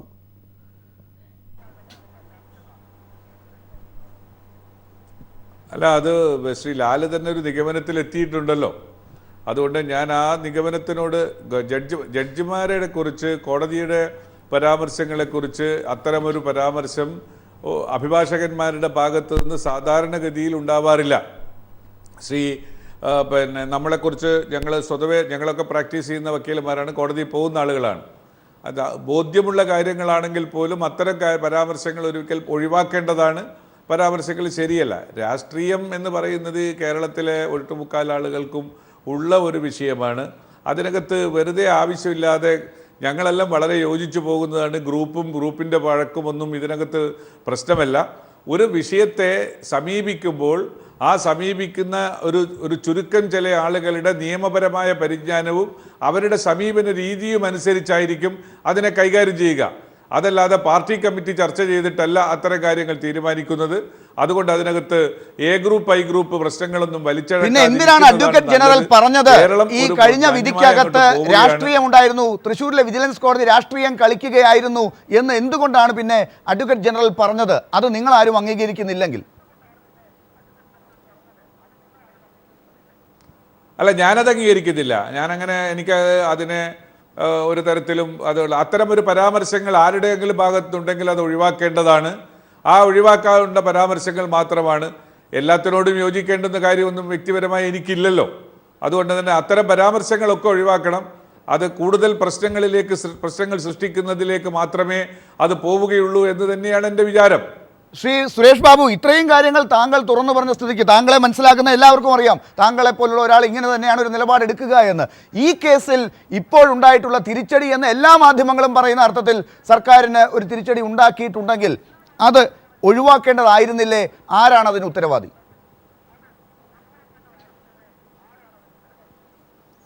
ഞാൻ പറഞ്ഞതിൻ്റെ അകത്ത് വളരെ കാര്യങ്ങൾ വ്യക്തമാണ്. ഓരോ വിഷയങ്ങളെക്കുറിച്ചും ചർച്ച ചെയ്യുമ്പോൾ വളരെ ചുരുക്കം ആളുകൾ കൂടിയിരുന്നാണ് ഒരു തീരുമാനത്തിലേക്ക് എത്തുക. അത്തരം തീരുമാനങ്ങളിൽ നിന്ന് അവരെടുക്കുന്ന ഒരു സമീപനത്തിന് തിരിച്ചടിയോ ഗുണമോ രണ്ടും ഉണ്ടാവുമല്ലോ. ഒരിക്കൽ അത് സക്സസ്ഫുൾ ആവും, വേറൊരു തരത്തിൽ അത് ചിലപ്പോൾ തിരിച്ചടിയായി പോകും. ഇതിനെ തന്നെയാണ് ശ്രീ സുരേഷ് ബാബു ഞാൻ നേരത്തെ മറ്റൊരു ഭാഷയിൽ പറഞ്ഞത്. കുറച്ച് ആളുകൾ മാത്രം കൂടിയിരുന്ന് എടുത്ത തീരുമാനമാണ്. അതിന് ഞാനിട്ട പേര്, ഞാനല്ല മറ്റു നിരീക്ഷകർ ഇട്ട പേര് എ ഗ്രൂപ്പ് എന്നായിരുന്നു.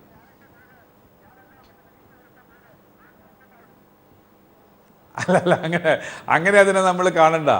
അതിനകത്തൊരു വശമല്ല. അങ്ങനെ ഒരു ആ രൂപത്തിലല്ല അത്. എനിക്കതറിയാം. അങ്ങനെ ഒരു ഗ്രൂപ്പ്. ഞാൻ തിരിച്ചെത്താം. ശ്രീ അജിത് കുമാർ, താങ്കൾക്ക് ഈ പറയുന്ന കാര്യങ്ങളൊക്കെ കുറച്ചുപേർ കൂടിയിരുന്ന് എടുക്കുന്ന തീരുമാനങ്ങളും ഇതിൻ്റെ പ്രത്യാഘാതങ്ങളും ഒക്കെ അറിയാവുന്ന ഒരാളാണല്ലോ. ശ്രീ PM സുരേഷ് ബാബുവിന് പറയുന്നതിന് ചില പരിമിതികളുമുണ്ട്. താങ്കൾ മനസ്സിലാക്കുന്ന ഇതിനകത്തുള്ള രാഷ്ട്രീയം എന്താണ്? കോടതി വിധി വരുന്നത് വരെ എന്തിനാണ് രാജി ഒഴിവാക്കിയത്? സത്യത്തിൽ കോടതി ഒരു പരാമർശം നടത്തുമ്പോൾ അതുകൊണ്ട് അതിൻ്റെ പേരിൽ രാജി, അതിനു മുമ്പേ വെച്ചിരുന്നെങ്കിൽ ഇവരുടെയൊക്കെ പ്രതിച്ഛായ എത്രമാത്രം ഉയർന്നേനെ. കോടതി ഇനി കേസ് നടത്തി. ഇപ്പോൾ കെ ബാബുവിനെതിരെ വിജിലൻസ് അന്വേഷണം നടത്തി. വിജിലൻസ് അന്വേഷണം കോടതി പറഞ്ഞതിനെതിരെ വബ്ബബ അടിക്കും, ഒരു വാക്ക് പറയാൻ, ഇങ്ങനെ വബ്ബബ അടിക്കുക അല്ലാതെ ഒരു വാക്ക് പറയാൻ വിജിലൻസിനോ അവരെ പ്രതിനിധാനം ചെയ്യുന്ന വക്കീലിനോ സാധിച്ചോ? എന്തുകൊണ്ട് സാധിച്ചില്ല? ആർജവുമില്ല.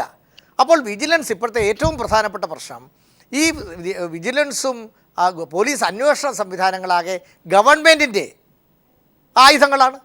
ഗവൺമെൻറ്റിൽ നിന്ന് വേറിട്ട അന്വേഷണ സംവിധാനം വേണം. വിജിലൻസിനെ എന്തിന് കൂട്ടിലിട്ട തത്തയെന്നോ ഗാന്ധീവമില്ലാത്ത അർജുനെന്നോ ഒക്കെ കോടതിയെ കൊണ്ട് പറയിപ്പിക്കുന്നു? ജനങ്ങൾക്കറിയാം അത് സത്യമാണ്. അതുകൊണ്ട് വിജിലൻസ് അന്വേഷണവും ഈ രാഷ്ട്രീയക്കാർ ഓരോ ഭരണകൂടം മാറി വരുമ്പോൾ അവിടെ ഏറാൻമൂളികളെയും പ്രവർത്തകരെയും റീഹാബിലിറ്റേറ്റ് ചെയ്യാനുള്ള ഒരു ഏർപ്പാടായി വക്കീലുമാരുടെ നിയമനവും ഒക്കെ ഉണ്ടായാൽ ഇത് തന്നെ സംഭവിക്കും. അതുകൊണ്ട് രാഷ്ട്രീയ കേസുകൾ വാദിക്കാൻ ആസിഫ് അലി ഇരിക്കട്ടെ, അല്ലെങ്കിൽ ഏത് വ്യക്തി ഇരിക്കട്ടെ, ദണ്ഡപാണി എന്ന് പറയുന്ന അഡ്വക്കേറ്റ് ജനറലൊക്കെ അഴിമതിയുടെയും ക്രമക്കേടിൻ്റെയും അപ്പോസ്റ്റലിനാണ്, ആശാനാണ് അദ്ദേഹം. അവരെ കൊണ്ടുവച്ചിട്ട് അഴിമതിക്കാരെ സംരക്ഷിക്കുന്ന ഒരു സംവിധാനം എന്ന് ജനങ്ങൾ പൂർണ്ണമായി വിശ്വസിക്കുന്നു. അതുകൊണ്ട് ഈ വിജിലൻസ് സംവിധാനത്തെ ഭരണകൂടത്തിൽ നിന്ന്, ഞാൻ ഇടതുപക്ഷമോ വലതുപക്ഷമോ എന്നല്ല, ഭരണകൂടത്തിൽ നിന്ന് മാറ്റണം. അഴിമതി അന്വേഷിക്കുന്നത് സ്വതന്ത്രം നീതിപൂർവ്വമായിരിക്കണം. അതിനുള്ള സംവിധാനമില്ലാത്തടത്തോളം ഇത് തന്നെ ഉണ്ടായിരിക്കും. പിന്നെ ഒരു ഭാഗ്യമുണ്ട്, ഇപ്പോൾ എല്ലാ കേസുകളും പിടിക്കപ്പെടുന്നത് മൊബൈൽ മുഖേനയാണ്. അപ്പോൾ ഒരു തെളിവ് അവിടെ ഇട്ടിരിക്കും ഏത് ക്രിമിനലും. അതുപോലെ കോടതിക്ക് പറയാനുള്ള ഒരു സാധനം ഈ മൗനത്തിലൂടെ വിജിലൻസ് കൊണ്ട് കൊടുക്കും. അതാണ് കാവ്യനീതി. അതുകൊണ്ട് ഈ അഴിമതിക്കാർ ഏതെങ്കിലും തരത്തിൽ ജനങ്ങളുടെ മുമ്പിൽ വരും, ശിക്ഷിക്കപ്പെടുമെന്ന് ഞാൻ വിശ്വസിക്കുന്നുമില്ല. ശ്രീ എ എൻ ഷംസീർ, അതായത് ചുരുക്കത്തിൽ നിങ്ങൾക്ക് വലുതായിട്ടൊന്നും ചെയ്യാനൊന്നുമില്ല. നിങ്ങളിങ്ങനെ കാസർഗോഡ് നിന്ന് യാത്ര ഇങ്ങനെ വളരെ സന്തോഷത്തോടു കൂടി ഇങ്ങനെ അറ്റം വരെ നടത്തിക്കൊള്ളുക. കൂടുതൽ ചെയ്യരുത്. ഇവിടെ ജുഡീഷ്യറിയിലുള്ള ഇവരുടെ ഇടപെടൽ കൊണ്ടും കുറച്ചുപേർ മാത്രം കൂടിയിരുന്ന് ഇപ്പുറത്ത് ചില തീരുമാനങ്ങൾ എടുത്തും അതിനെതിരെ അപ്പുറത്ത് ചില തീരുമാനങ്ങൾ മറുത്ത് എടുത്തുകൊണ്ടും നിശബ്ദമായും മൗനം പാലിച്ചുമൊക്കെ നിങ്ങൾക്ക് വേണ്ട കാര്യങ്ങൾ അവസാന ഫലം വേണ്ടവർ തന്നെ ഒരുക്കിത്തരും. നിങ്ങൾക്ക് യാത്ര വളരെ സന്തോഷത്തോടുകൂടി തുടരാം.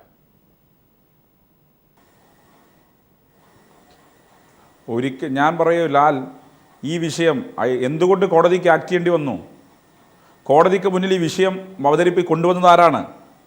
മാധ്യമങ്ങൾക്ക് എന്തുകൊണ്ട് ഈ വിഷയം ഏറ്റെടുക്കേണ്ടി വന്നു? ഇടതുപക്ഷ പ്രസ്ഥാനങ്ങൾ, പ്രത്യേകിച്ച് CPM നടത്തുന്ന നവകേരള മാർച്ച് ഉൾപ്പെടെ കേരളത്തിൽ നടത്തിയ സമരം, മാണിക്കത്തിൽ നടത്തിയ സമരം, ഞാൻ പറഞ്ഞല്ലോ. എന്നാ പിന്നെ അജിത്ത് പറയുമ്പോൾ ഞാൻ കേട്ടല്ലോ, ചേട്ടൻ പറയുമ്പോൾ ഞാനെല്ലാം മിണ്ടാതിരുന്ന് കേട്ടതാണ്. അപ്പോൾ ചേട്ടനേക്കാൾ പ്രായത്തിൽ ചെറുപ്പമുള്ള ഞാനാണ് യഥാർത്ഥത്തെ കുറിച്ച് അപക്വത കാണിക്കേണ്ടത്.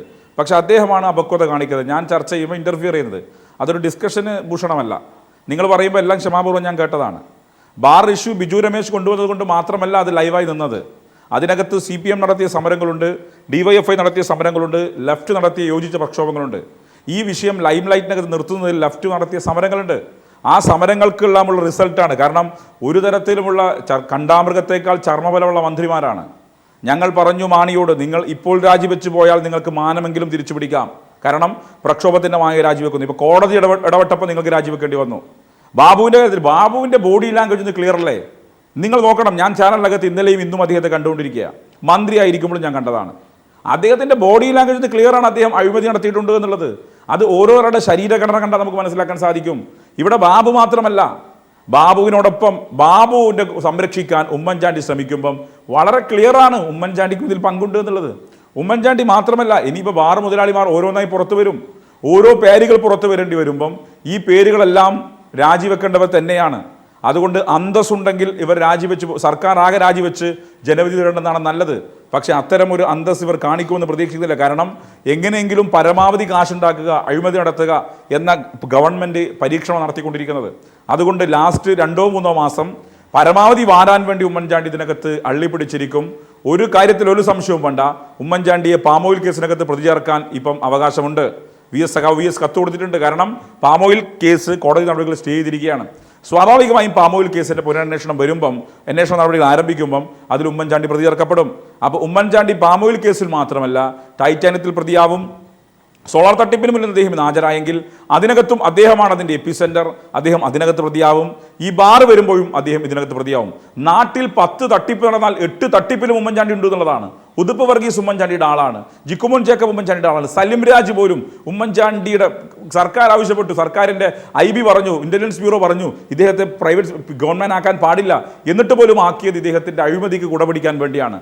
അപ്പോൾ അഴിമതിക്കാരുടെ രാജാവ്, അഴിമതിക്കാരുടെ നേതൃത്വം ഏറ്റെടുക്കുന്ന മുഖ്യമന്ത്രിക്കും ഒരു സംശയവും ഇവിടെ രാജിവെച്ച് ഒഴിയേണ്ടി വരും.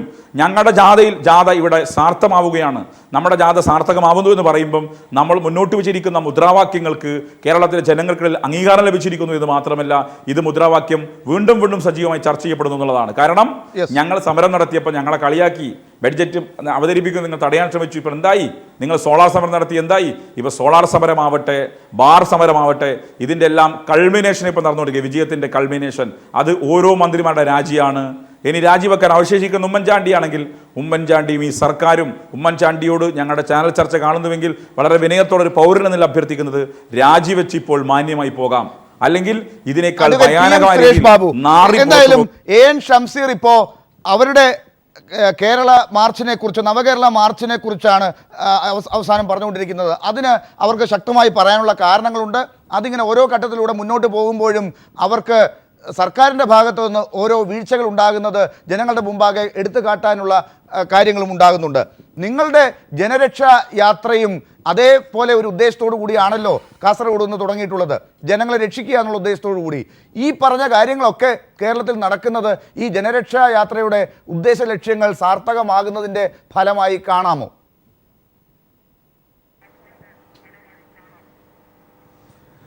അല്ല, ജനങ്ങളുടെ ഭാഗത്ത് നിന്നുകൊണ്ടുള്ള ഒരു രാഷ്ട്രീയ സമീപനമാണ് ഞങ്ങൾ സ്വീകരിക്കുന്നത് ശ്രീലാൽ. അതുകൊണ്ട് ജനങ്ങളെ CPM-ന്റെ അക്രമ രാഷ്ട്രീയത്തിൽ നിന്നും BJP-യുടെ വർഗീയ ഫാസിസത്തിൽ നിന്നും രക്ഷപ്പെടുത്തിയെടുക്കുന്നതിന് ഐക്യജനാധിപത്യ മുന്നണിയുടെ രാഷ്ട്രീയ സംവിധാനം തുടർന്നും അധികാരത്തിലേക്ക് വരണം എന്നുള്ളതാണ് ഞങ്ങൾ ജനങ്ങളോട് പറയുന്നത്. അതിൻ്റെ മുമ്പിൽ ജനങ്ങളുടെ മുമ്പിൽ അവതരിപ്പിക്കപ്പെട്ടിട്ടുള്ള ഈ കഴിഞ്ഞ കാലഘട്ടത്തിലെ ഭരണ നേട്ടങ്ങളെ ഞങ്ങൾ വളരെ അധിക പ്രാപ്തിയോടുകൂടി ജനങ്ങളുടെ മുമ്പിൽ അവതരിപ്പിക്കും. ശ്രീ ശംസീർ ഇവിടെ പറഞ്ഞിട്ടുള്ള ഒരു കാര്യങ്ങളും കേട്ട് ജനങ്ങൾ മടുത്തു പോയ കുറേ കാര്യങ്ങൾ വീണ്ടും വീണ്ടും ആവർത്തിച്ച് പറയുന്നു എന്നല്ലാതെ അതിനെക്കുറിച്ച് ജനങ്ങൾ ഒരു ഗൗരവത്തിൽ എടുക്കാൻ പോകുന്നില്ല. ജനങ്ങൾ ഐക്യജനാധിപത്യ മുന്നണിയുടെ കൂടെ നിൽക്കും. ജാഥ ശംഖുമുഖത്തേക്ക് എത്തുന്ന സമയത്ത് നമുക്കറിയാലോ, ബക്കറ്റിലെ വെള്ളത്തിൽ തിരയുണ്ടാവുകയില്ല എന്നുള്ള പരാമർശങ്ങളൊക്കെ നമ്മൾ കേട്ടാൽ അത്തരമൊരു പരാമർശങ്ങൾ കേരളം കാതോർക്കുകയാണ്. അതല്ലാതെ ഇതിനകത്ത് മറ്റ് ഇപ്പോഴും നിങ്ങൾക്ക് അതിന്റെ പ്രതീക്ഷയിലാണ് അങ്ങനെ വല്ലതൊക്കെ ഉണ്ടാകുമോ എന്ന്, അല്ലാതെ നിങ്ങളുടേതായ കാര്യങ്ങൾ എന്തെങ്കിലും ചെയ്യാനുണ്ടോ എന്നാണ് എന്റെ ചോദ്യം. ഞാൻ തിരിച്ചെത്താൻ മുമ്പ് ഷംസീർ എന്തോ ഇടപെടാൻ ശ്രമിക്കുന്നുണ്ടായിരുന്നു. ഷംസീർ, ഈ കേരള രക്ഷാമാർച്ച് എവിടെയുണ്ടെന്ന് അറിയണം സുരേഷ് ബാബു സാറേ. അതിപ്പോൾ കാണുന്നുണ്ടോ? അതുണ്ടോ? അതിനെവിടെയും സ്വീകരണങ്ങൾ ലഭിക്കുന്നുണ്ടോ? കേരള രക്ഷാമാർച്ച് ആരിൽ നിന്ന് ആരെ രക്ഷിക്കാൻ നിങ്ങൾ നടത്തിയത്? ഉമ്മൻചാണ്ടിയിൽ നിന്ന് കേരളത്തെ രക്ഷിക്കാനാണ് ഞങ്ങളും നടത്തുന്നത്. അതുകൊണ്ട് യഥാർത്ഥത്തിൽ ഈ സുരേഷ് ബാബുവും സുധീരനുമൊക്കെ ഞങ്ങളുടെ കൂടെയാണ് കൂടേണ്ടത്. ഈ കോൺഗ്രസിൽ നിന്ന് ഉമ്മൻചാണ്ടിയുടെ കരാളഹസ്തങ്ങളിൽ നിന്നും കേരളത്തെ രക്ഷിക്കാൻ, ഒരു പുതിയ കേരള സൃഷ്ടിക്കായി നവകേരള മാർച്ചിനെ പിന്തുണക്കാനാണ് നിങ്ങൾ മുന്നോട്ട് വരേണ്ടത്. കാരണം നിങ്ങളുടെ മുഖ്യമന്ത്രി നാട് ഭരിച്ചു മുടിച്ചിരിക്കുന്നു. ഈ നാട് വർഗീയ ശക്തികളുടെ കൈകളിലേക്ക് എഴുതി കൊടുത്തിരിക്കുന്നു. ഇനി അക്രമ രാഷ്ട്രീയമാണ് നിങ്ങൾ ഉയർത്തി കാണിക്കുന്നതെങ്കിൽ ഈ കേരളത്തിൽ കൊല്ലപ്പെട്ടത് 27 പ്രവർത്തകന്മാർ CPM-ൻ്റെതാണ് ഈ 4 വർഷത്തിനിടയിൽ. 55 മാസം തികയുമ്പം 27 മൃതദേഹങ്ങൾ ഏറ്റുവാങ്ങിയ പാർട്ടിയാണ് ഞങ്ങൾ. ഭൗതിക ശരീരവുമായി ഇടത്തെ നെഞ്ചിൽ കറുത്ത ബാഡ്ജ് ധരിച്ച് മുന്നോട്ട് പോയ നിങ്ങൾ ഞങ്ങൾ കൊല്ലപ്പെടുമ്പോൾ അത് ഇഗ്നോർ ചെയ്യും. തിരിച്ചെന്തെങ്കിലും ഞങ്ങളിൽ ആരോപിക്കപ്പെടുന്ന കുറ്റങ്ങളുണ്ടാകും, അത് ഗ്ലോറിഫൈ ചെയ്യും. നിങ്ങളുടെ ഒരു സ്ട്രാറ്റജിയാണ്, നിങ്ങൾ ചെയ്തുകൊണ്ടിരിക്കുന്ന പ്രവർത്തനം അത് തന്നെയാണ്. ഞാൻ ഒരു കാര്യം പറയാം, കൊലപാതക രാഷ്ട്രീയം പറഞ്ഞതുകൊണ്ട്. UAPA കേസ്, ലാൽ ഉൾപ്പെടെയുള്ള മാധ്യമപ്രവർത്തകർ ചർച്ച ചെയ്യേണ്ട വിഷയമാണ്. UAPA കേസ് കണ്ണൂരിനകത്ത് 3 മർഡറിനകത്താണ് ഉണ്ടായത്. 1 മനോജിൻ്റെ മർഡർ, 2 പള്ളിച്ചാൽ വിനോദനും പ്രേമനും, ഇവർ 2 പേരും കൊല്ലപ്പെട്ടത് CPM പ്രവർത്തകന്മാരാണ്. ഈ 2 കൊലപാതക കേസിലെ പ്രതികൾക്ക് ജാമ്യം കിട്ടി. ഇവരുടെ DGP അസഫ് അലി ഉണ്ടല്ലോ, ഈ അസഫ് അലി RSSുമായി സന്ധി ചെയ്തിരിക്കുകയാണ്. ഇവരുടെ RSS നേതൃത്വമായി കോൺഗ്രസ് സന്ധി ചെയ്തിരിക്കുക. അതിൻ്റെ ഭാഗമായി ഈ 2 മർഡർ കേസിലെയും മുഴുവൻ പ്രതികളും ജാമ്യത്തിലിറങ്ങി പുറത്തു പോയിരിക്കുക. ഈ മർഡറിൽ ജാമ്യത്തിലിറങ്ങി പുറത്തുപോയതുമായി ബന്ധപ്പെട്ട് ഞങ്ങൾ പ്രതിഷേധം രേഖപ്പെടുത്തിയപ്പം ആ കേസ് അന്വേഷിക്കുന്ന PN വിശ്വനാഥൻ എന്ന് പറയുന്ന DYSP ക്രൈംബ്രാഞ്ച് ഇവിടുത്തെ DGP അസഫ് അലിയോട് പറഞ്ഞു, നിങ്ങൾ ആ ജാമ്യം റദ്ദ് ചെയ്യാൻ വേണ്ടി ഹൈക്കോടതി പോകണം. ഇതിന് പോലും പോവാൻ തയ്യാറാവാത്ത DGPയും ഇതിന് പോലും തയ്യാറാവാത്ത സർക്കാരുമാണ്.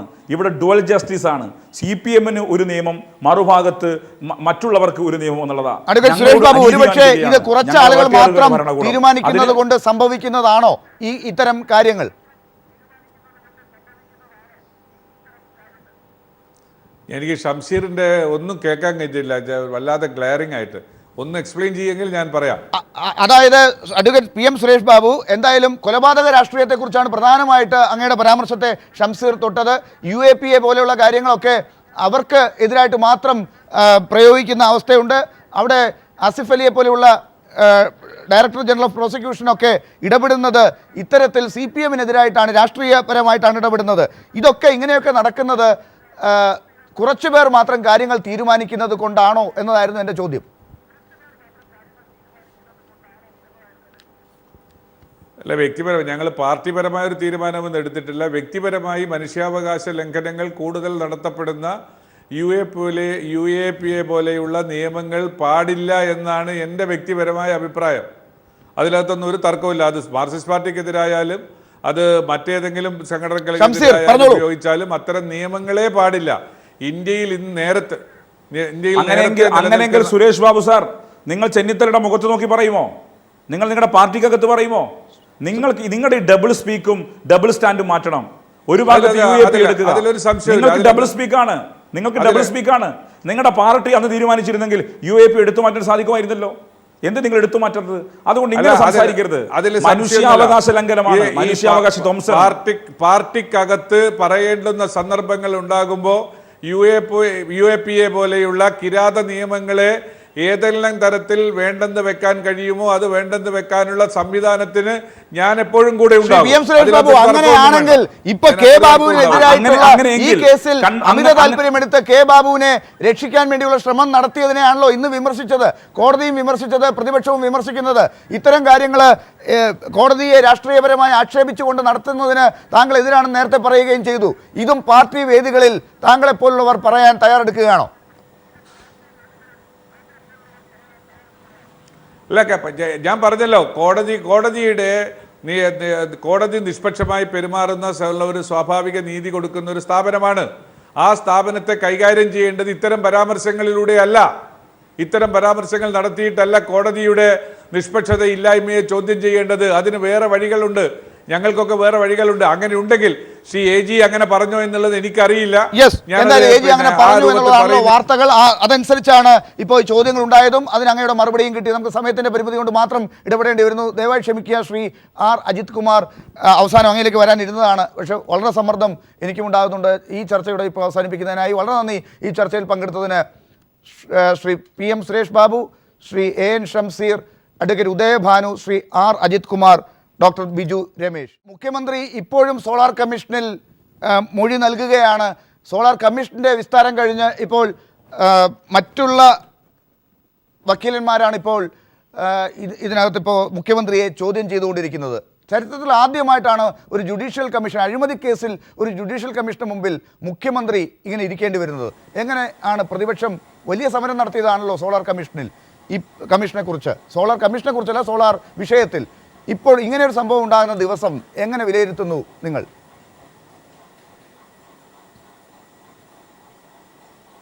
കേരളത്തിന് ഏറ്റവും അപമാനമുണ്ടാക്കിയൊരു ദിനമാണിന്ന്. കേരളത്തിൽ മുഖ്യമന്ത്രിമാർ ഒരുപാട് പേരുണ്ടായിട്ടുണ്ട്, കോൺഗ്രസിനും മുഖ്യമന്ത്രിമാരുണ്ടായിട്ടുണ്ട്. പക്ഷേ ഒരു മുഖ്യമന്ത്രിയും ഇത്തരമൊരു ആരോപണം കുടുങ്ങിയിട്ടില്ല. ഒരേ സമയം സെക്സും അഴിമതിയും മദ്യവും എല്ലാത്തിനും കൂടി ആരോപണ വിധേയനായ ഒരു മുഖ്യമന്ത്രി ആദ്യമായിട്ടാണ്. ഞങ്ങൾ നടത്തിയ സമരം, ഇതിൻ്റെ സോളാറിൻ്റെ പ്രഭവ കേന്ദ്രം എൻ്റെ നാട്ടിൽ നിന്നാണ്. ഞങ്ങളുടെ നാട്ടിൽ തലശ്ശേരിയിലെ ചില ഡോക്ടർമാരെ വഞ്ചിച്ചതുമായി ബന്ധപ്പെട്ടാണ് ഈ കേസ് ലൈംലൈറ്റിലേക്ക് വന്നത്. അന്ന് ഈ കേസിനകത്ത് സരിതാ നായരെ അറസ്റ്റ് ചെയ്യാൻ വേണ്ടി തലശ്ശേരി SIയും സംഘവും പോകുമ്പം ആ SIയും സംഘത്തിൻ്റെ കയ്യിൽ നിന്നും അവരെ പിടിക്കുന്നതിനേക്കാൾ മുമ്പ് DYSP പെരുമ്പാവൂർ DYSP ഹരികൃഷ്ണനെ കൊണ്ട് അറസ്റ്റ് ചെയ്യിച്ചു. കാരണം ഹരികൃഷ്ണനെ കൊണ്ട് അറസ്റ്റ് ചെയ്യിക്കാൻ കാരണം തലശ്ശേരി SI ബിജു ജോൺ ലോക്കോസിൻ്റെ കയ്യിൽ കിട്ടിയാൽ അയാൾ പല കാര്യങ്ങളും ഇവരെ കൊണ്ട് പറയിപ്പിക്കും എന്ന് മനസ്സിലാക്കിയത് കൊണ്ടാണ് അന്ന് അവിടെ വെച്ച് അറസ്റ്റ് ചെയ്തത്. അന്ന് തുടങ്ങിയതാണ് ഇതിൻ്റെ മുഖ്യമന്ത്രിയുടെ ബന്ധം. മുഖ്യമന്ത്രി ഇപ്പോൾ പറയുന്നത് ഞാനിങ്ങനെ 2-3 തവണ കണ്ടു എന്നാണ്. മുഖ്യമന്ത്രിയുടെ ചെവിയിൽ പറയുന്ന ദൃശ്യം ലാലിന് ഓർമ്മയില്ലേ? കേരളത്തിൻ്റെ പൊതുസമൂഹത്തിന് ബോധ്യമുള്ള കാര്യമല്ലേ? മുഖ്യമന്ത്രിയുടെ ചെവിയിൽ ഈ പറയുന്ന സരിതാ നായർ മന്ത്രിക്കുന്ന ദൃശ്യം, അത് ഒരുപാട് സോഷ്യൽ മീഡിയയിൽ വന്നു, പത്രങ്ങളിൽ വന്നു. ഞങ്ങളുടെ ഓർമ്മയിൽ ആ ചിത്രം ഇങ്ങനെ നിഴലിച്ച് നിൽക്കുകയാണ്. എങ്ങനെയാണ് മുഖ്യമന്ത്രിയുടെ ചെവിക്കകത്തൊരു സ്ത്രീക്ക് വന്നിങ്ങനെ പറയാൻ സാധിക്കുന്നത്? ഏതെങ്കിലും ഒരു അനോണിമസ് ആയ സ്ത്രീയാണെങ്കിൽ, ഏതെങ്കിലും ഒരു സ്ട്രേഞ്ചർ സ്ത്രീക്ക് അങ്ങനെ പറയാൻ പറ്റില്ല. അപ്പം മുഖ്യമന്ത്രിയുമായി അത്രയും അടുത്ത ഹൃദയബന്ധമുള്ളതുകൊണ്ടാണ് ചെവിയിൽ ഒരു സ്റ്റേജിനകത്ത് കയറി മന്ത്രിക്കാൻ കഴിഞ്ഞത്. പിന്നെ ഇതിനകത്ത് മറ്റൊരു അക്യൂസ്ഡ് ഉണ്ട്, ബിജു രാധാകൃഷ്ണൻ. ബിജു രാധാകൃഷ്ണനുമായി ഗസ്റ്റ് ഹൗസിനകത്ത് മുഖ്യമന്ത്രിയോട് ഒറ്റയ്ക്ക് ഒരാൾക്ക് സ്വകാര്യം പറയാന്ന് പറഞ്ഞാൽ വളരെ ശ്രമകരമായ ദൗത്യമാണ് കോൺഗ്രസിനകത്ത്. കോൺഗ്രസിൻ്റെ ഒരു മുഖ്യ പ്രവർത്തകന് പോലും അങ്ങനെ ഒറ്റയ്ക്ക് പറയാൻ കഴിയില്ല. കാരണം ഇദ്ദേഹത്തിൻ്റെ കൂടെ എപ്പോഴും 5-10 ആളുണ്ടാവും. അതിൽ നിന്ന് വിഭിന്നമായി എറണാകുളത്തെ ഗസ്റ്റ് ഹൗസിൽ അടച്ചിട്ട മുറിയിൽ ബിജു രാധാകൃഷ്ണൻ ഒറ്റയ്ക്ക് സംസാരിക്കുന്നു. എന്താണിത്? അപ്പം ബിജു രാധാകൃഷ്ണനോട്, സരിതാ നായരോട്, ജിക്കുമോൻ ജേക്കബിനോട്, ജോപ്പനോട്, സലിം രാജിനോട്, ഇതിൽ സലിം രാജിനെ ഒന്ന് ഞാൻ ഓർമ്മിപ്പിക്കുകയാണ്. സലിം രാജിന് ഇദ്ദേഹത്തിൻ്റെ ഗൺമാനാക്കി വെക്കാൻ പാടില്ല എന്ന് സ്പെഷ്യൽ ബ്രാഞ്ച് റിപ്പോർട്ടുണ്ട്. കാരണം ഈ സലിം രാജ് അദ്ദേഹത്തിന് ക്രിമിനൽ പശ്ചാത്തലമുണ്ട്. ഇതെല്ലാം തള്ളിക്കൊണ്ടാണ് സലിം രാജിനെ അദ്ദേഹത്തിൻ്റെ ഗൺമാനാക്കുന്നത്. അപ്പോൾ ജിക്കുമോൻ ജേക്കബ്, ജോപ്പൻ, സരിതാ നായർ, ബിജു രാധാകൃഷ്ണൻ അടങ്ങിയ ഈ നക്സസ് ഉണ്ടല്ലോ, ഈ നക്സസിൻ്റെ പേയൂട്ടറാണ് കേരളത്തിലെ മുഖ്യമന്ത്രി. ഞങ്ങൾ അന്ന് ഉന്നയിച്ചിരിക്കുന്നത് സോളാർ സമരത്തിൻ്റെ ഘട്ടത്തിൽ സമരം അവസാനിപ്പിക്കും ഞങ്ങൾ ആക്ഷേപിച്ചു. സമരം പരാജയപ്പെട്ടിരിക്കുന്നു. ഇപ്പം എന്തായി? ഞങ്ങൾ പറഞ്ഞ കാര്യങ്ങൾ ഓരോന്നായി 1 by 1 ശരിയായിക്കൊണ്ടിരിക്കും. ഇപ്പോൾ കേരളത്തിൽ ബിജു രാധാകൃഷ്ണനുമായി ബന്ധപ്പെട്ട കാര്യം, മുഖ്യമന്ത്രിയുടെ ഇടപെടലുകൾ, മന്ത്രിമാരെക്കുറിച്ചുള്ള ആരോപണങ്ങൾ, സരിത നടത്തിയൊരു പരാമർശമുണ്ട്, ഞാനെല്ലാം തുറന്നു പറഞ്ഞാൽ കേരളത്തിന് താങ്ങാനാവില്ല എന്നുള്ളത്. ഇങ്ങനെയുള്ള പരാമർശങ്ങൾ എല്ലാം അന്ന് നടത്തിയ CPM നടത്തിയ LDF നടത്തിയ സമരങ്ങൾ, ആ സമരവുമായി ബന്ധപ്പെട്ട് നാം ഉന്നയിച്ചിരിക്കുന്ന കാര്യങ്ങൾ 1 by 1 ആയി ഓരോന്നും ശരിയാണ് ഇന്നിപ്പോൾ കാലം തെളിയിച്ചുകൊണ്ടിരിക്കുകയാണ്. ശ്രീ അതിലേറ്റവും ഫക്രുദ്ദീൻ അലി, അവസാന ഇപ്പോ ഒരു മുഖ്യമന്ത്രി ആണ് ഇങ്ങനെ സോളാർ കമ്മീഷന് മുന്നിൽ അഴിമതിയുടെ ഒരു കേസിൽപ്പെട്ട് ഈ രീതിയിൽ ഇങ്ങനെ വിസ്തരിക്കപ്പെടുന്നത്. ഇത് മുൻപ് പരിചയമില്ലാത്ത കാഴ്ചയാണെന്നുള്ളത് നമ്മൾ നേരത്തെ തന്നെ പറഞ്ഞതാണ്. ഏത് രീതിയിലാണ് ഇന്നിപ്പോൾ മുഖ്യമന്ത്രിയും മുഖ്യമന്ത്രിയുടെ പാർട്ടിയും സർക്കാരും ഇതിനെ എടുക്കുക, കേരളത്തിൻ്റെ പൊതുസമൂഹം ഇതിനെ കാണുക? അല്ല, എന്നെ സംബന്ധിച്ചിടത്തോളം ജനാധിപത്യത്തിലെ നല്ലൊരു കാഴ്ചയാണിത്. കാരണം നമ്മൾ കണ്ടത് എപ്പോഴും ചെറിയ ചെറിയ ആളുകൾ ശിക്ഷിക്കപ്പെടുകയും ചോദ്യം ചെയ്യപ്പെടുകയും വലിയ വലിയ ആളുകൾ ഒരു എന്താ പറയുക, ഒരു വിചാരണയ്ക്ക് പോലും വിധേയരാകാൻ രക്ഷപ്പെടുകയും ചെയ്യുക എന്നുള്ളതാണ്. നിങ്ങളെ ചാനലും അതുപോലെ തന്നെ കേരള സമൂഹവും ഇവിടെ രാഷ്ട്രീയ പ്രസ്ഥാനങ്ങളും പ്രതിപക്ഷ രാഷ്ട്രീയ പ്രസ്ഥാനങ്ങളും കോൺഗ്രസിലെ ഗ്രൂപ്പും എന്ന് വേണമെങ്കിൽ പറയാം, ഇവരെല്ലാം വളരെ സജീവമായിരുന്നതിൻ്റെ ഫലമായിട്ട് തന്നെയാണ് ഈ രീതിയിൽ സംഭവ വികാസങ്ങൾ മുന്നോട്ട് പോയത്. അല്ലെങ്കിൽ ഇത് മുക്കിപ്പോകുകയായിരുന്നു. ഇവിടെ നമുക്ക് ആശ്വാസം തരുന്ന മറ്റൊരു സംഭവം എന്ന് വെച്ചാൽ സോളാർ വിഷയമായിട്ട് ബന്ധപ്പെട്ടാണ് ഇവിടെ LDFനും CPM ഏറ്റവും കൂടി പഴിയേക്കേണ്ടി വന്നത്. ഇത് ഒരു അഡ്ജസ്റ്റ്മെൻറ്റ് സമരമാണ് എന്നൊക്കെ പറയണ്ടായി. അഡ്ജസ്റ്റ്മെൻറ്റ് സമരമല്ല എന്ന് അന്നേ ഞാൻ പറഞ്ഞിട്ടുണ്ട്. കാരണം എനിക്ക് എന്തുകൊണ്ട് അത് പിൻവലിച്ചു എന്നറിയാം, ഇവിടുത്തെ സാഹചര്യം, ഇൻ്റലിജൻസ് റിപ്പോർട്ടൊക്കെ. പക്ഷേ BJPക്കാർ ഇത് അങ്ങോട്ട് ഏറ്റെടുത്ത് വലിയ സംഭവമാക്കിക്കൊണ്ടിരുന്നു. ഇപ്പം കാരണം എന്ന് വെച്ചാൽ മുമ്പ് പല അന്വേഷണ കമ്മീഷനുകളും പലരും വെച്ചിട്ട് ഒന്നും എവിടെ എത്തിയിട്ടില്ല. പക്ഷേ ഈ അന്വേഷണ കമ്മീഷൻ, ഈ ജുഡീഷ്യൽ അന്വേഷണ കമ്മീഷൻ അതിശക്തമായി തന്നെ ഇടപെട്ടുകൊണ്ടിരിക്കുന്നു. മുഖ്യമന്ത്രിയെ തന്നെ ചോദ്യം ചെയ്യുന്നു. ഭരണപക്ഷം തന്നെ സമ്മർദ്ദത്തിലാവും. ജനാധിപത്യത്തെ സംബന്ധിച്ചിടത്തോളം ഒരു സിറ്റിംഗ് ജഡ്ജിയെ അന്വേഷണ കമ്മീഷനായി വെക്കണമെന്നായിരുന്നു അന്ന് പ്രതിപക്ഷം ആവശ്യപ്പെട്ടത്. പക്ഷേ അത് നടന്നില്ല. പക്ഷേ ഇങ്ങനെ ഒരു കമ്മീഷനെ വെക്കാൻ പോലും അന്ന് മുഖ്യമന്ത്രി തയ്യാറായിട്ടുണ്ടെങ്കിൽ അദ്ദേഹം ഈ രീതിയിൽ ഈ കാര്യങ്ങൾ മുന്നോട്ട് പോകില്ല എന്ന് കരുതിയിട്ടുണ്ടാകുമോ? ഇന്നിപ്പോൾ ഈ രീതിയിൽ ഇരിക്കുമ്പോൾ അത് അദ്ദേഹം ആ രീതിയിലായിരിക്കുമോ ചിന്തിക്കുക? ലാല് ചോദിച്ച ചോദ്യം വളരെ സ്ട്രേറ്റ്, വളരെ സത്യസന്ധമായ ചോദ്യമാണ്. ഉമ്മൻചാണ്ടിയല്ല അങ്ങനെ തന്നെ വിചാരിച്ചിട്ടുണ്ടാകുക. കാരണം ഇത്രയും കാലം നമ്മൾ കേരളത്തിൽ കണ്ടത് അങ്ങ് ഡീൽ ചെയ്ത് പോകുന്നതാണ്. എസ്പെഷ്യലി UDF ഭരിക്കുമ്പോൾ ഏത് വിഷയം വന്നു കഴിഞ്ഞാലും അതങ്ങ് ഡീൽ ചെയ്ത് പോകും. ഒരു പക്ഷേ അങ്ങനെ തന്നെ വിചാരിച്ചിട്ടുണ്ടാവും. അല്ല എന്ന് പറയാൻ ഞാൻ ആളല്ല, സാമാന്യ ബുദ്ധി ഉപയോഗിച്ച് നോക്കുമ്പോൾ ഉണ്ട് എന്ന് തന്നെയാണ്. പക്ഷേ അദ്ദേഹത്തിന് കൈവിട്ടുപോയി. അത് നമ്മുടെ നമുക്ക് പൊതുവേ നമ്മൾ കണ്ട് ശീലിച്ചിട്ടുള്ള അന്വേഷണ കമ്മീഷനിൽ നിന്ന് വ്യത്യസ്തമായി സുധീരം മുന്നോട്ട് പോകാൻ ഈ അന്വേഷണ കമ്മീഷൻ തയ്യാറായെന്നുള്ളത് വളരെ ഇമ്പോർട്ടൻ്റ് ആണ്. ഇത് കേരളത്തെ സംബന്ധിച്ചിടത്തോളം വളരെ നിർണായകമായ ഒരു കാര്യമാണ്. കാരണം നമ്മൾ കണ്ടത് ഇത്രയും കാലത്തിനിടയ്ക്ക് പല അഴിമതി വരുന്നു, ഒരു ജുഡീഷ്യൽ അന്വേഷണ കമ്മീഷൻ, ഒരു വിജിലൻസ് അന്വേഷണം വരുന്നു, ഇവരൊക്കെ രക്ഷപ്പെടുന്നു. ആരും തന്നെ ഒന്ന് കുടുങ്ങുന്ന അവസ്ഥ നമ്മൾ കണ്ടിട്ടില്ല. കുഞ്ഞാലിക്കുട്ടിയാണ് ഏതാണ്ട് കുടുങ്ങുന്നു തോന്നിയത്. പക്ഷേ റജീന അങ്ങോട്ടും ഇങ്ങോട്ടും ചാടി കുഞ്ഞാലിക്കുട്ടി രക്ഷപ്പെട്ടു. ബാലകൃഷ്ണപിള്ള മാത്രമാണ് ശിക്ഷിക്കപ്പെട്ടത്. അപ്പോൾ ആ അവസ്ഥയിൽ ജനാധിപത്യം എല്ലാവരും മടുപ്പ് വന്നിരുന്നു. എനിക്ക് തോന്നുന്നു ഡൽഹിയിൽ ആം ആദ്മി പാർട്ടി വന്നതിന് ശേഷം അടുത്ത അവരുടെ ചാൻസ് കേരളത്തിൽ നമ്മളൊക്കെ സംസാരിക്കുകയും ചെയ്തിട്ടുണ്ട്, പൊളിറ്റിക്കൽ സയൻറ്റിസ്റ്റുകൾ എന്ന രീതിയിൽ. ആ ഒരു ജനങ്ങളുടെ ഒരു അമർഷം, നിരാശ, അതിനൊക്കെ കൊടുക്കുന്ന നല്ലൊരു മരുന്ന് കൂടിയാണ് ഇപ്പം ഈ ഇടപെടലാണെങ്കിൽ ഭാഗ വിഷയത്തിലാണ് കോടതി നടത്തിയ ഇടപെടൽ. ഇത് തന്നെയാണ് കോടതിയും ജുഡീഷ്യറിയും ചെയ്യേണ്ടതും. കാരണം എന്ന് വെച്ചാൽ ജനാധിപത്യത്തിൻ്റെ ഏതെങ്കിലും ഒരു തൂണ് ദുർബലമാകുമ്പോൾ മറ്റേ തൂണ് താങ്ങി നിർത്തണം. അതുകൊണ്ട് കേരളത്തിലെ ജനാധിപത്യത്തെ സംബന്ധിച്ചിടത്തോളം നല്ല കാഴ്ചയാണ് ഇപ്പോൾ കണ്ടുകൊണ്ടിരിക്കുന്നത് എനിക്ക് തോന്നുന്നു. നമുക്ക് ടി സിദ്ദിഖ് സ്റ്റുഡിയോയിൽ എത്തുന്നതേ ഉള്ളൂ. ശ്രീ AN ഷംസീർ, ഒരു ചക്ക വീണപ്പോൾ മുയൽ ചത്തു എന്ന് കരുതി എപ്പോഴും ചക്ക വീണാൽ മുയൽ ചാകില്ല എന്നുള്ളതാണോ ഇപ്പോൾ ഒരുപക്ഷെ മുഖ്യമന്ത്രിയെ പിന്തുണയ്ക്കുന്ന ആളുകളുമൊക്കെ കരുതുന്നുണ്ടാകുക? എല്ലാം ഒരു മാന്ത്രിക വിദ്യ കൊണ്ട് എന്നതുപോലെ എല്ലാ പ്രതിസന്ധികളെയും മറികടന്ന ഒരു വലിയ ഒരു അത്ഭുതം എന്നുള്ള നിലയ്ക്കാണ് ശ്രീ ഉമ്മൻചാണ്ടിയെ എല്ലാവരും വാഴ്ത്തിക്കൊണ്ടിരുന്നത് ഇത്രയും കാലം. പക്ഷേ ഇപ്പോൾ ഈ രീതിയിൽ അടുത്ത കാലത്തായി ബാർക്കോഴയുടെ കാര്യത്തിലും അതല്ലെങ്കിൽ തദ്ദേശ സ്വയംഭരണ സ്ഥാപനങ്ങളുടെ തെരഞ്ഞെടുപ്പിന് ശേഷം ഇങ്ങോട്ടുള്ള പല ദിവസങ്ങളുണ്ടാകുന്ന രാഷ്ട്രീയ പ്രതിസന്ധികളിലും ഇന്നിപ്പോൾ സോളാർ കമ്മീഷൻ്റെ മുന്നിലുള്ള ഈ ഇരിപ്പുമൊക്കെ ആ കാലം കഴിഞ്ഞിരിക്കുന്നു. ഇത് ഇത്രയും കാലം ഒരു ഊതി വീർപ്പിച്ച ഒരു ബലൂണിനാണ് ഈ രീതിയിൽ വിശദീകരിക്കപ്പെട്ടുകൊണ്ടിരുന്നത് എന്ന ഒരു നിരീക്ഷണമാണോ താങ്കൾ പറയുക? എല്ലാവരെയും എല്ലാ കാലത്തും പറ്റിക്കാൻ കഴിയില്ല, എല്ലാവരെയും എല്ലാ കാലത്തും പറ്റിക്കാൻ സാധിക്കും എന്നായിരുന്നു ഉമ്മൻചാണ്ടി ധരിച്ചു വെച്ചത്. ഉമ്മൻചാണ്ടിയെ നയിച്ച ലോജിക്കും അതായിരുന്നു, ഇങ്ങനെ അങ്ങ് പോകാൻ പറ്റും കുറേ കാലം പറ്റിച്ച്. പക്ഷെ ഒരു കാര്യം ഞാൻ പറയാം, ജുഡീഷ്യൽ എൻക്വയറി റിപ്പോർട്ട് ടേബിൾ ചെയ്താൽ ഇദ്ദേഹം പൊതുജീവിതം അവസാനിപ്പിക്കേണ്ടി വരും. കാരണം അത്രമാത്രം അദ്ദേഹത്തിനെതിരായ റിപ്പോർട്ടുകളുണ്ട് എന്ന കാര്യങ്ങളാണ് നിങ്ങളിലൂടെയെല്ലാം ഞങ്ങൾക്ക് മനസ്സിലാക്കാൻ സാധിക്കുന്ന കാര്യം. വളരെ ഫെയറായൊരു റിപ്പോർട്ട് വന്നാൽ ഗവൺമെൻറ്റിൻ്റെ സമ്മർദ്ദങ്ങൾക്ക് വിധേയമാവില്ല എന്നാണ് എൻ്റെ വിശ്വാസം. അങ്ങനെ ഒരു ജെന്റിൽമാൻ ജഡ്ജാണ് അന്വേഷിക്കുന്നതാണ് ഞാൻ മനസ്സിലാക്കുന്നത്. അങ്ങനെ ഗവൺമെൻറ്റിൻ്റെ സമ്മർദ്ദങ്ങൾക്ക് വിധേയമാവാതെ ഈ സോളാർ കമ്മീഷൻ്റെ റിപ്പോർട്ട് ടേബിൾ ചെയ്യപ്പെട്ടാൽ ഞാൻ ഒരു കാര്യം ഉറപ്പിച്ചു പറയുന്നു, ഇദ്ദേഹത്തിന് ഫ്യൂജിറ്റീവിനെ പോലെ ഒളിച്ചോടേണ്ടി വരും ഈ രാജ്യത്തു നിന്നും. കാരണം ഇത്രമാത്രം അഴിമതിയുടെയും ഇത്രമാത്രം മഫിയ പ്രവർത്തനത്തിൻ്റെയും തലവനായിരുന്നോ കേരളത്തിൻ്റെ മുഖ്യമന്ത്രി എന്ന് കേരളത്തിലെ ജനങ്ങൾ ഒരു നിമിഷം ലജ്ജിച്ച് ചിന്തിക്കേണ്ട അവസ്ഥ സാഹചര്യം ഉണ്ടാവും. കാരണം ഇപ്പോൾ കേട്ടുകൊണ്ടിരിക്കുന്ന വാർത്തകൾ ജുഡീഷ്യൽ എൻക്വയറി കമ്മീഷന് മുമ്പാകെ അദ്ദേഹം പറഞ്ഞ ഡേറ്റുകൾ തമ്മിൽ തന്നെ അഭിപ്രായ വ്യത്യാസങ്ങൾ. അദ്ദേഹം പറഞ്ഞു, എനിക്ക് ഏത് സരിത എന്നാണ് ചോദിച്ചത്. ഏത് സരിത, എന്ത് സരിത, എന്ത് സോളാർ? ശ്രീധരൻ നായരെ കണ്ടിട്ടേ ഇല്ല എന്നാണ് പറഞ്ഞത്. ഇപ്പോൾ ശ്രീധരൻ നായർ പറഞ്ഞല്ലോ കാര്യങ്ങൾ. അദ്ദേഹത്തിൻ്റെ ക്യാമറ റിട്രീവ് ചെയ്യാൻ പറ്റും, പക്ഷേ ശ്രീധരൻ നായരുള്ള ദിവസം മാത്രം റിട്രീവ് ചെയ്യാൻ പറ്റുന്നില്ല. ഇത് ഈ മുഖ്യമന്ത്രി ഓഫീസ്, CM ഓഫീസ് കേന്ദ്രീകരിച്ചുകൊണ്ട് നടന്ന ഒരുതരം കള്ളക്കച്ചവടമുണ്ട്. ആ കള്ളക്കച്ചവടം കേരളത്തിൽ പൊളിഞ്ഞിരിക്കുന്നു. ഉമ്മൻചാണ്ടി ഇതിനെല്ലാം അതിജീവിച്ച് കോൺഗ്രസിനകത്ത് ശക്തിപ്പെട്ടത് പാർലമെന്റിനകത്തുണ്ടാക്കിയ വിജയവും അരുവിക്കര വിജയവുമാണ്. പാർലമെന്റിനകത്ത് ജയിക്കാൻ കഴിഞ്ഞത് ആ ഒരു പൊളിറ്റിക്കൽ സിറ്റുവേഷനുണ്ട്. അരുവിക്കരയിൽ ജയിച്ചതും അതിനും ഒരു സാഹചര്യമുണ്ട്. പക്ഷേ ജനങ്ങൾ ഉമ്മൻചാണ്ടി സർക്കാരിനെ അടിക്കാൻ കിട്ടിയ അവസരം ഫലപ്രദമായി വിനിയോഗിച്ചത്. ആ രാഷ്ട്രീയത്തിലേക്ക് തിരിച്ചെത്താം. ടി സിദ്ദിഖ് കൂടി നമ്മളോടൊപ്പം ഇപ്പോൾ ചേർന്നിട്ടുണ്ട്. ടി സിദ്ദിഖ്, ഇപ്പോൾ ഏറ്റവും കൂടുതൽ ഇന്നത്തെ ദിവസം മുഖ്യമന്ത്രി സോളാർ കമ്മീഷനിൽ പറഞ്ഞ കാര്യങ്ങളിൽ നിന്ന് പുറത്തേക്ക് വരുന്ന കാര്യങ്ങൾ വെച്ച് നോക്കുമ്പോൾ വലിയ പൊരുത്തക്കേടുകൾ ആണ് പണ്ട് മുഖ്യമന്ത്രി പറഞ്ഞതും ഇപ്പോൾ പറയുന്നതുമായിട്ട് കാണുന്നത്. അതിലേറ്റവും ആദ്യം ചൂണ്ടിക്കാട്ടുന്നത് ഇപ്പോൾ ശ്രീ ഷംസീർ തന്നെ പറഞ്ഞ ആ ഡേറ്റുകളുടെ വ്യത്യാസമാണ്.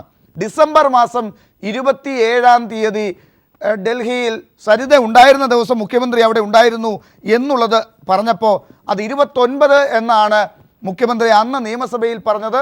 ഇന്ന് അതൊരു പിശകാണ് എന്ന രീതിയിൽ വളരെ ലളിതമായി അത് പറയുകയും ചെയ്തിരിക്കുന്നു. ഈ പിശകുകളൊക്കെ വലിയ കുഴപ്പങ്ങൾ ഇനി നിങ്ങൾക്ക് ഉണ്ടാക്കാൻ പോവുകയല്ലേ? ഒന്ന്, സോളാർ കേസ് മുഴുവൻ ഒരു ഡേറ്റിൻ്റെ വ്യത്യാസത്തിൽ എല്ലാം അങ്ങ് തെളിയിക്കപ്പെട്ടു എന്ന് പറയാനുള്ളതായിരിക്കുന്ന ഒരു ശ്രമത്തിൻ്റെ ഭാഗമാണ് ഇപ്പോൾ ശ്രീ ഷംസീർ ഈ ഡേറ്റിൻ്റെ കാര്യവുമായിട്ട് ബന്ധപ്പെട്ട് പറയുന്നത്. ഷംസീറിന് എൻ്റെ കയ്യിൽ ലിസ്റ്റുണ്ട്. ഷംസീർ വിചാരിക്കുന്നത് ഈ സരിത നായരെ ഉമ്മൻചാണ്ടി എങ്ങാനും കേരളത്തിലേക്ക് എടുത്തുകൊണ്ട് വന്നതാണ്. ഇടയ്ക്ക് ലാൽ ഇടപെടരുത്.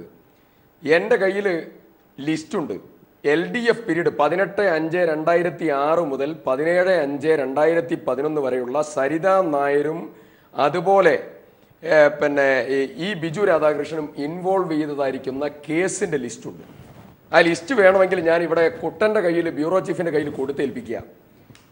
ഞാൻ 1-2 വേണമെങ്കിൽ എക്സാമ്പിളായിട്ട് വായിക്കലാലേ. ഒന്ന്, Thiruvananthapuram crime number 910/2009 under section 120B 420 457 ഉൾപ്പെടെ museum police station, complainant Saleem, accused Saritha Nair, husband തുടങ്ങിയതായിരിക്കുന്ന ആളുകൾ. അങ്ങനെ തുടങ്ങി എത്ര കേസാണെന്നറിയോ? 14 കേസാ. ഈ കേസ് മുഴുവൻ നിങ്ങൾ എന്താ ചെയ്തത്? സിവിൽ കേസാക്കി മാറ്റി. അത് മാത്രമല്ല, രശ്മി എന്ന് പറഞ്ഞ ഒരു പെൺകുട്ടി കൊല്ലപ്പെട്ട കേസുണ്ട്. ഈ സോളാറുമായിട്ട് ബന്ധപ്പെട്ട സംഭവങ്ങൾ അതൊക്കെ. ആരെ? ബിജു രാധാകൃഷ്ണൻ്റെ ഭാര്യ. ഈ രശ്മി എന്ന് പറഞ്ഞ പെൺകുട്ടിയെ കൊല ചെയ്തതിൻ്റെ കെമിക്കൽ എക്സാമിനേഷൻ ഫലം പോലീസിന് ലഭിക്കുന്നത് 27/9/2006 ശ്രീ കോടിയേരി ബാലകൃഷ്ണൻ ആഭ്യന്തരമന്ത്രി. കെമിക്കൽ അനാലിസിസ് റിപ്പോർട്ട് എന്താ? ഈ കുട്ടിയുടെ ബോഡിയിൽ ആൽക്കഹോളിൻ്റെ അമിതമായിട്ടുള്ള അംശം കണ്ടെത്തി. അതിൻ്റെ ശരീരത്തിലെ മുറിവുകളുമായി ബന്ധപ്പെട്ടപ്പോൾ ഇതൊരു കൊലപാതകമാണ് എന്നുള്ളതായിരിക്കുന്ന സംശയത്തിൻ്റെ നിരീക്ഷണം. അപ്പോൾ നിങ്ങൾ ആ കേസ് 302 ആക്കി മാറ്റിയോ? ഇല്ല, നിങ്ങളത് 498A ആക്കി മാറ്റി. പിന്നെ മാത്രമല്ല, കായംകുളത്തെ ഒരു സന്യാസിയുടെ ഒരു മഠത്തിൽ ശ്രീ സരിത നായർ നടത്തിയതായിരിക്കുന്ന ഒരു വലിയതായിരിക്കും തട്ടിപ്പ്. ആ തട്ടിപ്പിൻ്റെ FIRന്റെ കോപ്പിയും അതിൻ്റെ ഡീറ്റെയിൽസും എൻ്റെ കയ്യിലുണ്ട്. അതിൽ പറഞ്ഞിട്ടുള്ളത് ഞാൻ അങ്കിൾ കോടിയേരിയോട് സംസാരിക്കാം എന്നുള്ളതാണ്. ഞാൻ ചോദിക്കുന്നു, ഭരണം ആര് നടത്തിയാലും തട്ടിപ്പുകാർ ഇതൊക്കെ ചെയ്യും. അവർക്ക് ഭരണം പ്രശ്നമല്ല, അവർക്ക് ആളുകൾ പ്രശ്നമല്ല, ആര് ഭരിച്ചാലും ഇത് ചെയ്യും. ഞങ്ങൾ ചെയ്ത പ്രവർത്തനം എന്താ? സരിതയെ ഞങ്ങൾ അറസ്റ്റ് ചെയ്തു, ബിജു രാധാകൃഷ്ണൻ അറസ്റ്റ് ചെയ്തു. നിങ്ങൾ സിവിൽ കേസാക്കിയ കേസ് മുഴുവൻ ഞങ്ങൾ ക്രിമിനൽ കേസാക്കി മാറ്റി. ഞങ്ങൾ അതിൻ്റെ ജഡ്ജ്മെന്റ് അടക്കം ഞങ്ങൾ ഓരോന്നും ഇപ്പോൾ കൊണ്ടുവരിക. പത്തനംതിട്ട ജുഡീഷ്യൽ ഫസ്റ്റ് ക്ലാസ് മജിസ്ട്രേറ്റിന്റെ ജഡ്ജ്മെന്റ് വന്നു, ഓരോ കേസിന്റെ ജഡ്ജ്മെന്റ് വരിക. ഞങ്ങൾക്ക് ഇതിൽ മറച്ചു വെക്കാനൊന്നുമില്ല. സംസ്ഥാന സർക്കാരിന് 5 പൈസ നഷ്ടപ്പെടാത്ത കേസാണ്. നിങ്ങൾ ഉയർത്തിയ ഒരു അലിഗേഷനും നിങ്ങൾക്ക് ഇതുമായി ബന്ധപ്പെട്ടുകൊണ്ട് പ്രൂവ് ചെയ്യാൻ പറ്റാത്ത കേസാണ് ഏത്? ഈ സോളാർ കേസ്. ഞാൻ അതിന്റെ ഡീറ്റെയിൽസിലേക്ക് ചർച്ചക്കിടയിൽ വരാം. ടി. നിങ്ങൾ സിദ്ദിഖ്, ഉയർത്തിയ allegations ഇതിൽ ഇപ്പൊ പറഞ്ഞ പറഞ്ഞല്ലോ. ഈ മല്ലേരി കേസുകൾ ശ്രീധരൻ നായരുടെ കേസ് 2006 മുതലുള്ള കേസുകൾ ഏത് രീതിയിലാണ് ഇടതുപക്ഷം കൈകാര്യം ചെയ്തത് എന്ന താങ്കളുടെ വിമർശനത്തിന് ഷംസീർ മറുപടി പറയട്ടെ. പക്ഷേ അതിനു മുമ്പ് എനിക്ക് താങ്കളോട് ചോദിക്കാനുള്ള ഒരു കാര്യം, 2006 മുതൽ 2011 വരെ ഉള്ള കാലഘട്ടത്തിൽ ഈ സരിത അന്നത്തെ മുഖ്യമന്ത്രി VS അച്യുതാനന്ദൻ്റെ ഓഫീസിൽ കയറി ഇറങ്ങുകയായിരുന്നോ? അന്ന് മുഖ്യമന്ത്രി VS അച്യുതാനന്ദൻ ഡൽഹിയിൽ പോയപ്പോൾ അവിടെ കാണാൻ ശ്രമിച്ചിരുന്നോ? അന്ന് ഇത്തരത്തിലുള്ള ഇടപെടലുകളുമായി ബന്ധപ്പെട്ട് അന്നത്തെ മുഖ്യമന്ത്രിയുടെ ഓഫീസിലെ VS അച്യുതാനന്ദൻ്റെ സ്റ്റാഫിൽപ്പെട്ട നമുക്കറിയാവുന്ന ചില പേരുകളൊക്കെ ഉണ്ടല്ലോ, ശ്രീ സുരേഷ്, ശ്രീ KN ബാലഗോപാൽ, CP നാരായണൻ തുടങ്ങിയ ആളുകളൊക്കെ അന്ന് മുഖ്യമന്ത്രിയുടെ ഓഫീസിലുണ്ടായിരുന്നവരാണല്ലോ. അവരുമായി ബന്ധപ്പെട്ടൊക്കെ ഈ സരിത ഏതെങ്കിലും രീതിയിൽ വരുന്നുണ്ടോ? ഇത്തരം പേരുകാരുടെ പേരിൽ എപ്പോഴെങ്കിലും നടപടികൾ എടുക്കേണ്ടി വന്നിട്ടുണ്ടോ? ഈ ജോപ്പൻ്റെയും ജിക്കുമോൻ്റെയും സലീം രാജിൻ്റെയും ഒക്കെ കാര്യത്തിൽ വന്നതുപോലെ ഇത്തരം കേസുകൾ നിങ്ങൾ ചൂണ്ടിക്കാട്ടുകയും അന്നൊരു കമ്മീഷൻ, സോളാർ എന്ന് തന്നെയാണല്ലോ സിദ്ദിഖ് അതിനും പേര് പറഞ്ഞത്, അന്നൊരു സോളാർ കമ്മീഷൻ വേണ്ടി വന്നിരുന്നോ? ഈ കാര്യങ്ങൾക്ക് കൂടി ഒന്ന് മറുപടി പറഞ്ഞിട്ട് ശ്രീ ഷംസീറിലേക്ക് പോകാം. അതിനു മുമ്പ് ഞാൻ ചോദിച്ച ഒരു ചോദ്യം ഉണ്ടായിരുന്നു, ഈ 27ഉം 29ഉം ഡേറ്റുകൾ എങ്ങനെയാണ് മാറിപ്പോകുന്നത്?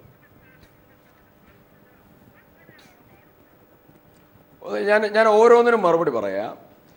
ഒന്ന്, പിന്നെ ആദ്യം ചോദിച്ചത് ശ്രീ ഉമ്മൻചാണ്ടി മുഖ്യമന്ത്രിയുടെ ഓഫീസിൽ ഇവർ കയറി ഇറങ്ങിയിരുന്നോ? മുഖ്യമന്ത്രിയുടെ ഓഫീസിൽ കയറി ഇറങ്ങിയോ എന്ന് അന്ന് അലിഗേഷൻ ഉയർന്നിട്ടില്ല എന്നുള്ളത് സത്യമാണ്. അന്ന് അലിഗേഷൻ ശ്രീ അച്യുതാനന്ദൻ മുഖ്യമന്ത്രിയായപ്പോൾ, ആഭ്യന്തരമന്ത്രി ശ്രീ കോടിയേരി ആയപ്പോൾ മുഖ്യമന്ത്രിയുടെ ഓഫീസിൽ സരിത കയറി ഇറങ്ങി എന്നുള്ളതായിരിക്കുന്ന അലിഗേഷൻസ് അന്ന് ഉയർന്നില്ല. കാരണം അന്ന് ഈ കേസ് സോളാർ സ്കാം ഇത്രത്തോളം പൊതുസമൂഹത്തിന് മുമ്പിൽ പ്രമാദമായി വന്നിട്ടില്ല. കോടിയേരി ബാലകൃഷ്ണനെ അങ്കിൾ കോടിയേരി എന്ന് വിളിക്കണമെങ്കിൽ അവിടെ എന്തെങ്കിലും ബന്ധം ഉണ്ടോ എന്നുള്ളത് പറയേണ്ടത് ഞാനല്ല, പറയേണ്ടത് കോടിയേരിയാണ്, പറയേണ്ടത് സരിതയാണ്. ഞാൻ അവർക്ക് വിടുന്നു. രണ്ടാമത്തെ കാര്യം, പേഴ്സണൽ സ്റ്റാഫിന്റെ കാര്യത്തിൽ ചില പ്രയാസങ്ങൾ വന്നിട്ടുണ്ട്. ഞാൻ അഡ്മിറ്റ് ചെയ്യുന്നു, പേഴ്സണൽ സ്റ്റാഫിന്റെ കാര്യത്തിൽ ബുദ്ധിമുട്ടുകൾ വന്നിട്ടുണ്ട്. ആദ്യമായിട്ടാണ് അല്ലെങ്കിൽ അടുത്ത കാലത്ത് മാത്രമാണ് അംഗീകരിക്കുന്നത്. മുമ്പും അല്ല ലാലെ, ഞാനൊരു കാര്യം പറയട്ടെ. പേഴ്സണൽ സ്റ്റാഫ് അവധാനതയോടുകൂടി പ്രവർത്തിക്കേണ്ടതായിരിക്കുന്ന ഒരു ഓഫീസിൽ അതിൻ്റെ വേണ്ടത്ര അവധാനത പുലർത്തിയിട്ടില്ല, അഡ്മിറ്റ് ചെയ്യുന്നു. പക്ഷേ ലാൽ സമയം തരണം, ഇതിനു മുമ്പും സമാനമായ അനുഭവങ്ങൾ ഉണ്ടായിട്ടുണ്ട്. നായനാരുടെ കാലത്ത് പേഴ്സണൽ സ്റ്റാഫ് തട്ടിപ്പിൽ പുറത്തായി. ആരാ? M മുരളീധരൻ നായനാരുടെ പേഴ്സണൽ സ്റ്റാഫായിരുന്നു. M മുരളീധരൻ 1987 ജൂലൈയിൽ EK നായനാർ മുഖ്യമന്ത്രിയായിരിക്കെ അദ്ദേഹത്തിന്റെ പേഴ്സണൽ സ്റ്റാഫായിരുന്ന M മുരളീധരൻ പണമിടപാട് സ്ഥാപനത്തിന്റെ പേരിൽ ആരോപണ വിധേയനായിട്ടാണ് അദ്ദേഹത്തെ പിരിച്ചുവിട്ടത്. 2, ആഭ്യന്തരമന്ത്രിയായിരിക്കെ കോടിയേരിയുടെ PA-ക്കെതിരായ ആരോപണം CPM ഒതുക്കി. ആരാണ് ഈ ആള്? സദാനന്ദൻ സ്റ്റാഫ് ട്രാവൽ ഏജൻസിയുമായി ബന്ധപ്പെട്ടുകൊണ്ട് നടത്തിയതായിരിക്കുന്ന അഴിമതി. ഞാൻ ചോദിച്ച ചോദ്യങ്ങളിൽ നിന്ന് വഴുതി മാറി സിദ്ദിഖ് മുന്നോട്ട് പോവുകയാണ്. ഞാൻ സമയം ആവശ്യത്തിൽ കൂടുതൽ തന്നതാണ്. അപ്പോൾ അതുകൊണ്ട് തന്നെ സിദ്ദിഖിന് അടുത്ത ഘട്ടത്തിൽ ഇനി അതിന് മറുപടി പറയുക. ശ്രീ ഷംസീർ, ഇതിനൊക്കെ ഒരു മറുപടി. ശരി, LP സ്കൂൾ കുട്ടികളെ പോലെയാണ് ഈ സിദ്ദിഖ് സംസാരിക്കുന്നത്. നമ്മുടെ LP സ്കൂളിൽ പഠിക്കുമ്പം പരീക്ഷന്റെ മാർക്ക് ലിസ്റ്റ് കിട്ടിക്കഴിഞ്ഞാൽ നമ്മുടെ നഴ്സറി കുട്ടികൾ പഠിക്കുമ്പോൾ നഴ്സറി സ്കൂൾ കുട്ടികൾ ചോദിക്കും, അല്ല എന്റെ റിസൾട്ട് എന്തായി ചോദിക്കുമ്പോൾ ഓൻ പറയാം മറ്റേയാൾ തോറ്റു, മറ്റോൻ തോറ്റു, ഇവൻ തോറ്റു, നിന്റെ റിസൾട്ട് അത് ഞാനും തോറ്റു. അതുപോലെയാണ് നിങ്ങളുടെ കാലത്ത് അഴിമതി നടത്തിയെ പറ്റി പറയുമ്പം നായനാരുടെ കാലത്ത് ഇങ്ങനെ ചെയ്തിരുന്നു, VSന്റെ കാലത്ത് ഇങ്ങനെ ചെയ്തിരുന്നില്ലല്ലോ പ്രശ്നം. ഇവിടെ അന്വേഷണ വിജയം സോളാർ സ്കാമാണ്. സോളാർ സ്കാമിന്റെ പ്രഭവ കേന്ദ്രം മുഖ്യമന്ത്രി ഓഫീസാണ്. സോളാർ സ്കാമിന്റെ തട്ടിപ്പിന്റെ നായകൻ മുഖ്യമന്ത്രിയാണ്. അത് സിദ്ദിഖ് എന്തെല്ലാം വാദമുകൾ നിരത്തിയാലും സിദ്ദിഖ് വാദിച്ച് ജയിക്കാൻ കഴിയില്ല. സിദ്ദിഖ് നല്ല അഡ്വക്കേറ്റാണ്, സിദ്ദിഖിന് സംസാരിക്കാൻ ശേഷിയുണ്ട്, സിദ്ദിഖ് നല്ല യൂത്ത് കോൺഗ്രസിനകത്തൊരു പ്രമുഖനായ വളർന്നുകൊണ്ടിരിക്കുന്ന എമർജിംഗ് ലീഡറാണ്, അതിലൊന്നും തർക്കമില്ല. പക്ഷേ സിദ്ദിഖ് ന്യായം പൂർണ്ണമായി നിങ്ങൾക്കെതിരായി എന്ത് ചെയ്യാൻ പറ്റും? ഇപ്പം ന്യായം പൂർണ്ണമായും എനിക്കെതിരാണെങ്കിൽ എനിക്കും വാദിച്ച് ജയിക്കാൻ കഴിയില്ല. ഇവിടെ സിദ്ദിഖിന് വാദിച്ച് ജയിക്കാൻ ന്യായങ്ങളില്ല. പിന്നെ സിദ്ദിഖ് 2006 ഇങ്ങനെ ഒരു കേസ് ഉണ്ടായിരുന്നു, 2005 ഇങ്ങനെ ഒരു കേസ് ഉണ്ടായിരുന്നു, 89 ഇങ്ങനെ ഒരു കേസ് ഉണ്ടായിരുന്നു എന്നൊക്കെ പറഞ്ഞാൽ അതിനെല്ലാം ഉത്തരം പറയേണ്ട കാര്യം നിങ്ങളല്ലേ? നിങ്ങൾ എന്തെങ്കിലും ലീനിയൻസി കാണിക്കുന്ന ആളാണോ പൊളിറ്റിക്സിൽ? UDF രാഷ്ട്രീയത്തിൽ എന്തെങ്കിലും മാന്യതയോ മര്യാദയോ നിങ്ങൾക്കുണ്ടോ? ഒരു മാന്യതയും മര്യാദയും കാണിക്കാതെ രാഷ്ട്രീയത്തിനകത്ത് കുതികാൽ വിട്ടും രാഷ്ട്രീയ എതിരാളികളെ തേജോവധം ചെയ്യാൻ എന്തും വിളിച്ചു പറയുന്നവരല്ലേ നിങ്ങൾ? ഞങ്ങൾ എന്തെങ്കിലും അങ്ങനെ ചെയ്യുന്ന ആളുകളായിരുന്നോ? അല്ലല്ലോ. ഞങ്ങൾ പൊളിറ്റിക്കൽ ജെന്റിൽനെസ് കാണിക്കുന്നവരാ. ആ രാഷ്ട്രീയ ജെന്റിൽനെസ് കാണിക്കാത്ത നിങ്ങൾ ഈ എന്ത് കേസുകൾ, ഇപ്പൊ കോടിയേരി അങ്കിൾ എന്ന് വിളിച്ചു എന്ന് പറയുമ്പോൾ കോടിയേരിക്ക് എന്ത് ചെയ്യാൻ പറ്റും? കോടിയേരി അങ്കിൾ എന്ന് വിളിച്ചു എന്ന് സിദ്ദിഖ് പറയുന്ന കാര്യം അറിയാം, ഞങ്ങൾക്കാർക്കും അറിയില്ല. സിദ്ദിഖ് പറയുന്നു കോടിയേരിയെ സരിത അങ്കിൾ എന്ന് വിളിച്ചു എന്നാ. അപ്പൊ സിദ്ദിഖിനും ഒരുപക്ഷെ സരിതയുമായി ബന്ധമുണ്ടാവാം. അതുകൊണ്ടാണല്ലോ സരിത പറഞ്ഞത് ഞാൻ കോടിയേരി അങ്കിളിനോട് പറയാമെന്നുള്ളത്. അപ്പൊ ഇത് മനസ്സിലാക്കേണ്ട കാര്യം, ഈ കേസിന് നിങ്ങൾ എന്തെങ്കിലും തരത്തിൽ നിങ്ങൾ കേരളത്തിൽ വേട്ടയാടപ്പെട്ടു 2012 ഇതുമായി ബന്ധപ്പെട്ട് സംഘടിതമായ അറ്റാക്ക് മീഡിയ വന്നു. അന്ന് ഈ പറയുന്ന സർക്കാർ 10-35 കൊല്ലം മുമ്പുള്ള കേസ് മാന്തി MM മണിയെ ജയിലിലിട്ടവന്മാരല്ലേ നിങ്ങൾ? അപ്പം നിങ്ങൾക്ക് ഇതൊക്കെ വലിയ കാര്യമാണോ? നിങ്ങൾ ഈ പറയുന്ന കോടിയേരിയോടോ അല്ലെങ്കിൽ ഇടതുപക്ഷത്തോടോ എന്തെങ്കിലും ഒരു സോഫ്റ്റ് സ്റ്റാൻഡ് എടുക്കില്ല. അപ്പം നിങ്ങൾ വളരെ ക്ലിയറായി ലെഫ്റ്റിനെ പൊളിറ്റിക്കലൈസ് ചെയ്തുകൊണ്ട് ടാർഗറ്റ് ചെയ്തുകൊണ്ട് അറ്റാക്ക് ചെയ്യുന്നവരാ. ആ ടാർഗറ്റ് ചെയ്തുകൊണ്ട് അറ്റാക്ക് ചെയ്യുന്നവർക്ക് എന്തുകൊണ്ട് ഇത്തരം കേസ് കുത്തിപ്പൊക്കി ഞങ്ങളെ ഇതിൽ പ്രതികളാക്കാൻ കഴിഞ്ഞില്ല? അപ്പം അതിനർത്ഥം അതിനകത്തൊന്നുമില്ല, ഉള്ളി തോല് പൊളിച്ച പോലെയാ. നിങ്ങൾ പലതും മാന്തി നോക്കി, അപ്പോൾ ഒന്നുമില്ല. ഇവിടെ നിങ്ങൾ ഈ പറയുന്ന സംവിധാനങ്ങൾ ഉൾപ്പെടെ സിദ്ദിഖ് വാദിച്ച് ജയിക്കാൻ ശ്രമിക്കുന്നത് സിദ്ദിഖ് സമയം പോക്കുക എന്നല്ലാതെ അതിനപ്പുറത്തൊന്നും നടക്കാൻ പോകുന്നില്ല. കാരണം സിദ്ദിഖിനേക്കാൾ വലിയ അഭിഭാഷകന്മാർ വന്ന് വാദിച്ചാലും ഈ പറയുന്ന കേസ്, സോളാർ കേസിനകത്ത് ഉമ്മൻചാണ്ടി ഇല്ല എന്ന് പറഞ്ഞാൽ അത് കേരളത്തിലെ ബുദ്ധിസ്ഥിരതയുള്ള ആൾക്ക് ബോധ്യപ്പെടാൻ പോകുന്നില്ല. താങ്കൾ പറഞ്ഞ എല്ലാ കാര്യങ്ങളിലും ഈ പറഞ്ഞതുപോലെ തന്നെ എന്തെങ്കിലും ഉണ്ടായിരുന്നുവെങ്കിൽ നിങ്ങൾ തന്നെ ഈ കാര്യങ്ങൾ അന്വേഷിച്ച കാര്യങ്ങൾ പുറത്തു കൊണ്ടുവരും എന്നുള്ളൊരു കാര്യമാണ്. അത് നിങ്ങൾ ചെയ്യുന്ന കാര്യമാണല്ലോ. അത് ചെയ്യാത്തിടത്തോളം അത് വിശ്വസിക്കാൻ പ്രയാസമുണ്ട്. രണ്ടാമത്, നിങ്ങൾ ഇതിൻ്റെ പേരിൽ ഒരു തരത്തിലും ഉള്ള ഒരു കമ്മീഷനും വെച്ചിട്ടുമില്ല, ഒരു അന്വേഷണവും ഉണ്ടായിട്ടില്ല. അത് ഒന്ന്. രണ്ടാമത്, ഈ പിശക് പറ്റിയ ഡേറ്റിനെ കുറിച്ച് ഒന്നും പറയുന്നില്ലല്ലോ സിദ്ദിഖ് ഇപ്പോഴും. ഈ ഡിസംബർ മാസം 27-ാം തീയതി സരിത അവിടെ ഉണ്ടായിരുന്ന ദിവസം മുഖ്യമന്ത്രി അവിടെ ഇല്ലായിരുന്നു എന്നുള്ളതാണ് നിയമസഭയിൽ പറഞ്ഞ് രക്ഷപ്പെട്ടത്. ഇന്നിപ്പോൾ അത് പറയാൻ പറ്റാത്തവണ്ണം വളരെ ലളിതമായി ആ കാര്യത്തെ ഒരു ഡേറ്റിൻ്റെ കാര്യത്തിൽ എന്ന് പറഞ്ഞ് എന്തിനാണ് മാറ്റിക്കളയുന്നത്? അതിലും ഒരു കൃത്യത വരുത്തിക്കൂടായിരുന്നോ?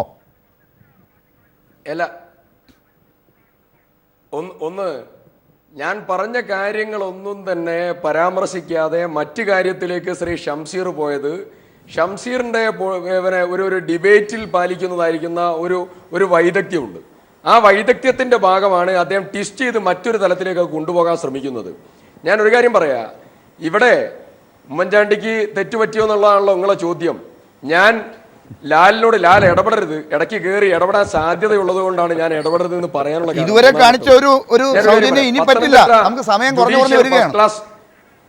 തീർച്ചയായിട്ടും. അപ്പോൾ ഞാൻ ഫക്രുദ്ദീനെ പോലെയുള്ളതായിരിക്കുന്ന പ്രധാനപ്പെട്ട ആളുകളുണ്ട് സംസാരിക്കാൻ, ഞാൻ അവരുടെ സമയം കളയുന്നില്ല. ഞാൻ പറയും, Pathanamthitta judicial first class magistrate കോടതിയുടെ CC 1300/2013 വിധിയുടെ കോപ്പിയാണ് എൻ്റെ കയ്യിലുള്ളത്. ആ വിധിയുടെ കോപ്പിയിൽ കുറേ കാര്യങ്ങൾ പറയുന്നുണ്ട്. ബിജു രാധാകൃഷ്ണൻ PhD ഹോൾഡർ ആണെന്ന് പറഞ്ഞു, ലണ്ടൻ നിന്നാണ് PhD എന്ന് പറഞ്ഞു, ഞാൻ നാദാപുരത്തെ ASP ആണെന്ന് പറഞ്ഞു, നരേന്ദ്രമോദിയുടെ ഗുജറാത്ത് ചീഫ് മിനിസ്റ്ററുടെ ഡിസംബർ മാസം 27-ാം തീയതി മുഖ്യമന്ത്രി ഡൽഹിയിലായിരുന്നോ അല്ലയോ? അതെന്തുകൊണ്ട് മാറിപ്പോയി? നിയമസഭയിൽ ഇത്രയും വലിയൊരു തെറ്റ് എന്തുകൊണ്ട് വന്നു? അതെന്തുകൊണ്ട് ഇപ്പോൾ നിങ്ങൾ മറച്ചു പിടിക്കുന്നു? അല്ല, ഞാൻ അതിന്റെ മറുപടി പറയാം. അതിന്റെ കൂടെ തന്നെ പറയേണ്ട ഒരു കാര്യമുണ്ടല്ലേ, ഇതിൽ ഈ ജഡ്ജ്മെന്റിന്റെ 11-ാമത്തെ പേജിൽ ഒരു പരാമർശമുണ്ട്. Doctor RB Nair contacted the Kairali channel and an interview of him was arranged and he gave an interview and the same was telecasted in Kairali channel. ഞാൻ ചോദിക്കുന്നു, കൈരളി ചാനൽ ഈ തട്ടിപ്പിന് കൂട്ടുനിന്നു എന്ന് ഞങ്ങൾ ആരോപണം ഉന്നയിക്കുന്നില്ല.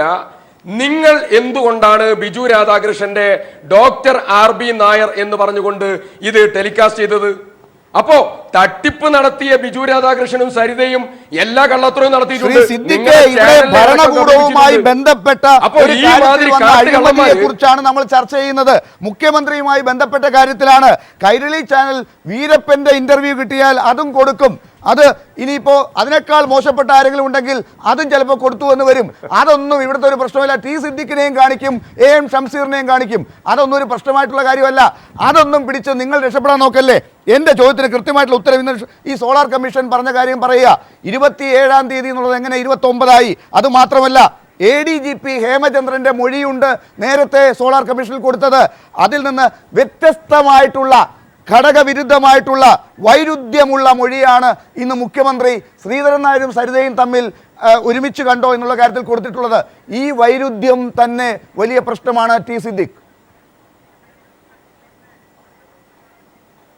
ഒന്ന്, ഒരു വൈരുദ്ധ്യം പ്രശ്നമല്ല, ഒരു വൈരുദ്ധ്യം ഈ കാര്യങ്ങളിൽ ഇല്ല എന്നുള്ളത് മാത്രമല്ല, ഡേറ്റ് ചിലപ്പോൾ പറയുമ്പോൾ തെറ്റിപ്പോവും, ആ ഡേറ്റ് കറക്റ്റ് ചെയ്യുകയും ചെയ്യും. അതൊന്നും വലിയ സംഭവമൊന്നുമല്ല. ഞാൻ ലാലിനോട് ഒരു പ്രധാനപ്പെട്ട കാര്യം ചോദിക്കുന്നു. കൈരളി ചാനൽ അന്ന് ടെലികാസ്റ്റ് ചെയ്തത് RB നായരെ കാട്ടുകള്ളനായിട്ടും വീരപ്പനായിട്ടും അല്ല. അദ്ദേഹം നല്ല ഒരു സോളാർ സയന്റിസ്റ്റ് ആയിട്ടാണ് നിങ്ങൾ ചെയ്തത്. നിങ്ങളെ അടക്കം കബളിപ്പിച്ചതാ. ഇനി ഞാൻ ഷംസീറിനോടും ലാലിനോടും ചോദിക്കുന്നു, നിങ്ങൾ ഈ കേസുമായി ബന്ധപ്പെട്ടുകൊണ്ട് ഉയർത്തിയതായ ഏതെങ്കിലും ഒരു ആരോപണം നിങ്ങൾക്ക് തെളിയിക്കാൻ പറ്റിയിട്ടുണ്ടോ? ഒന്ന്, ടീം സോളാറിന്റെ പദ്ധതി എമർജിംഗ് കേരളയിൽ ഉൾപ്പെടുത്താൻ മുഖ്യമന്ത്രി ഉമ്മൻചാണ്ടി കത്ത് കൊടുത്തു എന്ന് പറഞ്ഞു. ഫസ്റ്റ് അലിഗേഷനാ. അത് തെളിയിക്കാൻ പറ്റിയോ? അങ്ങനെ ഒരു കത്തുണ്ടായിരുന്നോ? ഇല്ല. രണ്ട്, മുഖ്യമന്ത്രി ഉമ്മൻചാണ്ടി അതീവ സുരക്ഷയുള്ള വിജ്ഞാൻ ഭവനിൽ വെച്ചുകൊണ്ട് സരിതയെ കണ്ടു. തെളിയിക്കാൻ പറ്റിയോ? ഇല്ലല്ലോ. അന്ന് മുഖ്യമന്ത്രി കണ്ടു എന്ന് പറഞ്ഞുകൊണ്ട് കൈരളി ചാനൽ അടക്കം കൊടുത്തതാരാ? കേരള ഹൗസിൽ വെച്ച് സുപ്രീം കോടതിയുടെ അഭിഭാഷകയായ ബീന മാധവനെ കണ്ടതിന്റെ ദൃശ്യം വെച്ചുകൊണ്ടാണ് നിങ്ങൾ അന്നത് കൊടുത്തത്. രണ്ടാമത്തെ കാര്യം, മൂന്ന് ഞാൻ ഓരോന്ന് പറയാം. മൂന്നാമത്തെ കാര്യം, ക്ലിഫ് ഹൗസിൽ ടീം സോളാറിന്റെ സോളാർ പാനൽ സ്ഥാപിച്ചു. ആണോ? അത് CDT സ്ഥാപിച്ചത്. അടുത്തത്, മുഖ്യമന്ത്രിയുടെ ഔദ്യോഗികമായിട്ടുള്ള മുഖ്യമന്ത്രിയുടെ ഓഫീസിൽ സെക്രട്ടേറിയറ്റിൽ സോളാർ പാനൽ സ്ഥാപിച്ചു. ആരാ സ്ഥാപിച്ചത്? ടീം സോളാർ അല്ല. ടീം സോളാർ അല്ല, അത് കേന്ദ്ര ഗവൺമെന്റ്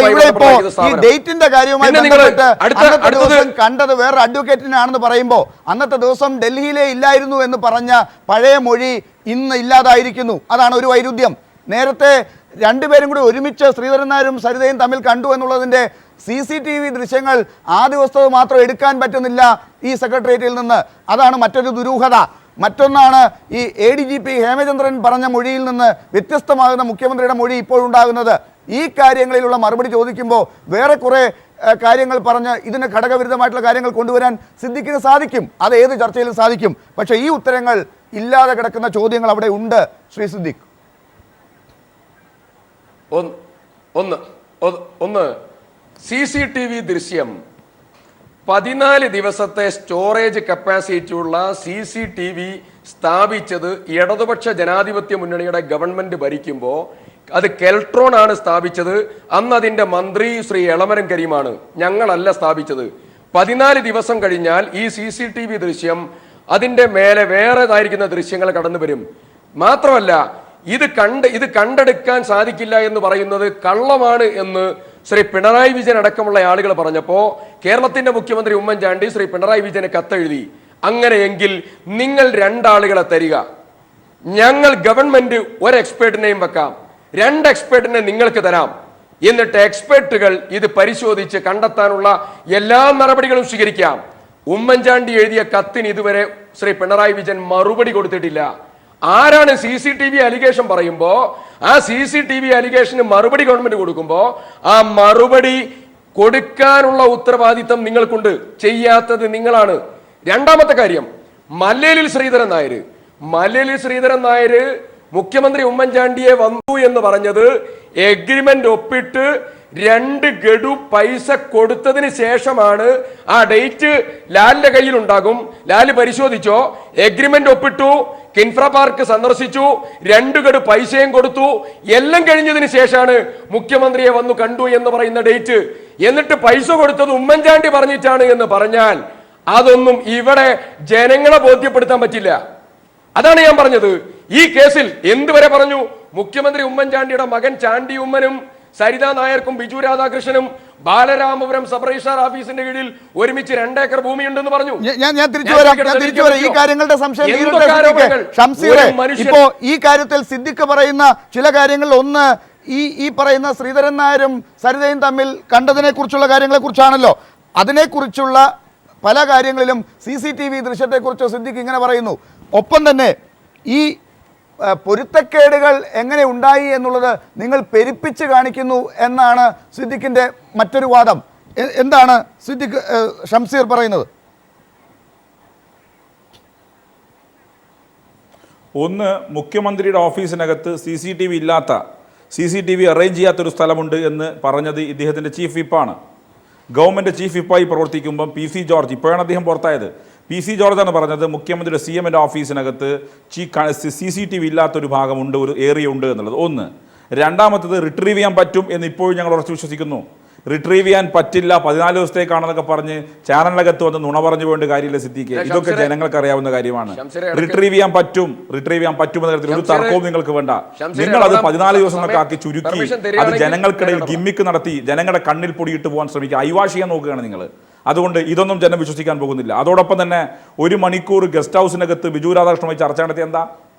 കോൺഗ്രസിന്റെ പുനഃസംഘടനയാണോ ചർച്ച നടത്തിയത്? അത് മാത്രമല്ല, ചാണ്ടി ഉമ്മനെ വലിച്ചു വെച്ചാൽ ചാണ്ടി ഉമ്മന്റെ പല കാര്യങ്ങളും എന്നെ കൊണ്ട് പറയിക്കേണ്ടി വരും. ചാണ്ടി ഉമ്മന് സരിതയുമായി ബന്ധമില്ല എന്നും ചാണ്ടി ഉമ്മന് ബിജു രാധാകൃഷ്ണൻ അറിയില്ല എന്ന് പറഞ്ഞാൽ അതിന്റെ പല കാര്യങ്ങളും TV-ക്കകത്ത് എനിക്ക് പറയാൻ സാധിക്കില്ല. ചാണ്ടി ഉമ്മന്റെ പല കാര്യങ്ങളിലേക്കും എനിക്ക് പോവേണ്ടിയും വരും. ഞങ്ങൾക്കറിയാവുന്ന എല്ലാ വിവരങ്ങളും നിങ്ങളെപ്പോലെ ചാനലിനകത്ത് വിളിച്ചു പറയാൻ മാത്രം രാഷ്ട്രീയ മര്യാദ ഇല്ലാത്തവരല്ല ഞങ്ങൾ. ചില കാര്യങ്ങൾ എന്നെ കുത്തി പറയിച്ചാൽ അത് കാണുന്നവർക്ക്, അത് ഞാൻ പറയില്ല. എന്തുകൊണ്ട്? കാണുന്ന ആളുകളുണ്ട്, ഇത് കാണുന്ന ലോകമാണ്. വാദിച്ച് ജയിക്കാൻ വേണ്ടി എന്തും വിളിച്ചു പറയുന്നവരല്ല കമ്മ്യൂണിസ്റ്റുകാർ. വാദിച്ച് ജയിക്കാൻ വേണ്ടി പറയുമ്പോഴും അതിനകത്ത് മാന്യത സൂക്ഷിക്കുന്നവരാണ് ഞങ്ങൾ. വാദിച്ച് ജയിക്കുമ്പോഴും മറുഭാഗത്ത് അദ്ദേഹത്തിന്റെ കാര്യങ്ങളെ കുറിച്ച് ചിന്തിക്കുന്നവരാണ് ഞങ്ങൾ. അതുകൊണ്ട് അത്തരം കാര്യങ്ങൾ ചാണ്ടിയുമ്മനെ വലിച്ചു വെച്ചാൽ ചില കാര്യങ്ങൾ ഞങ്ങൾക്ക് പറയേണ്ടി വരും.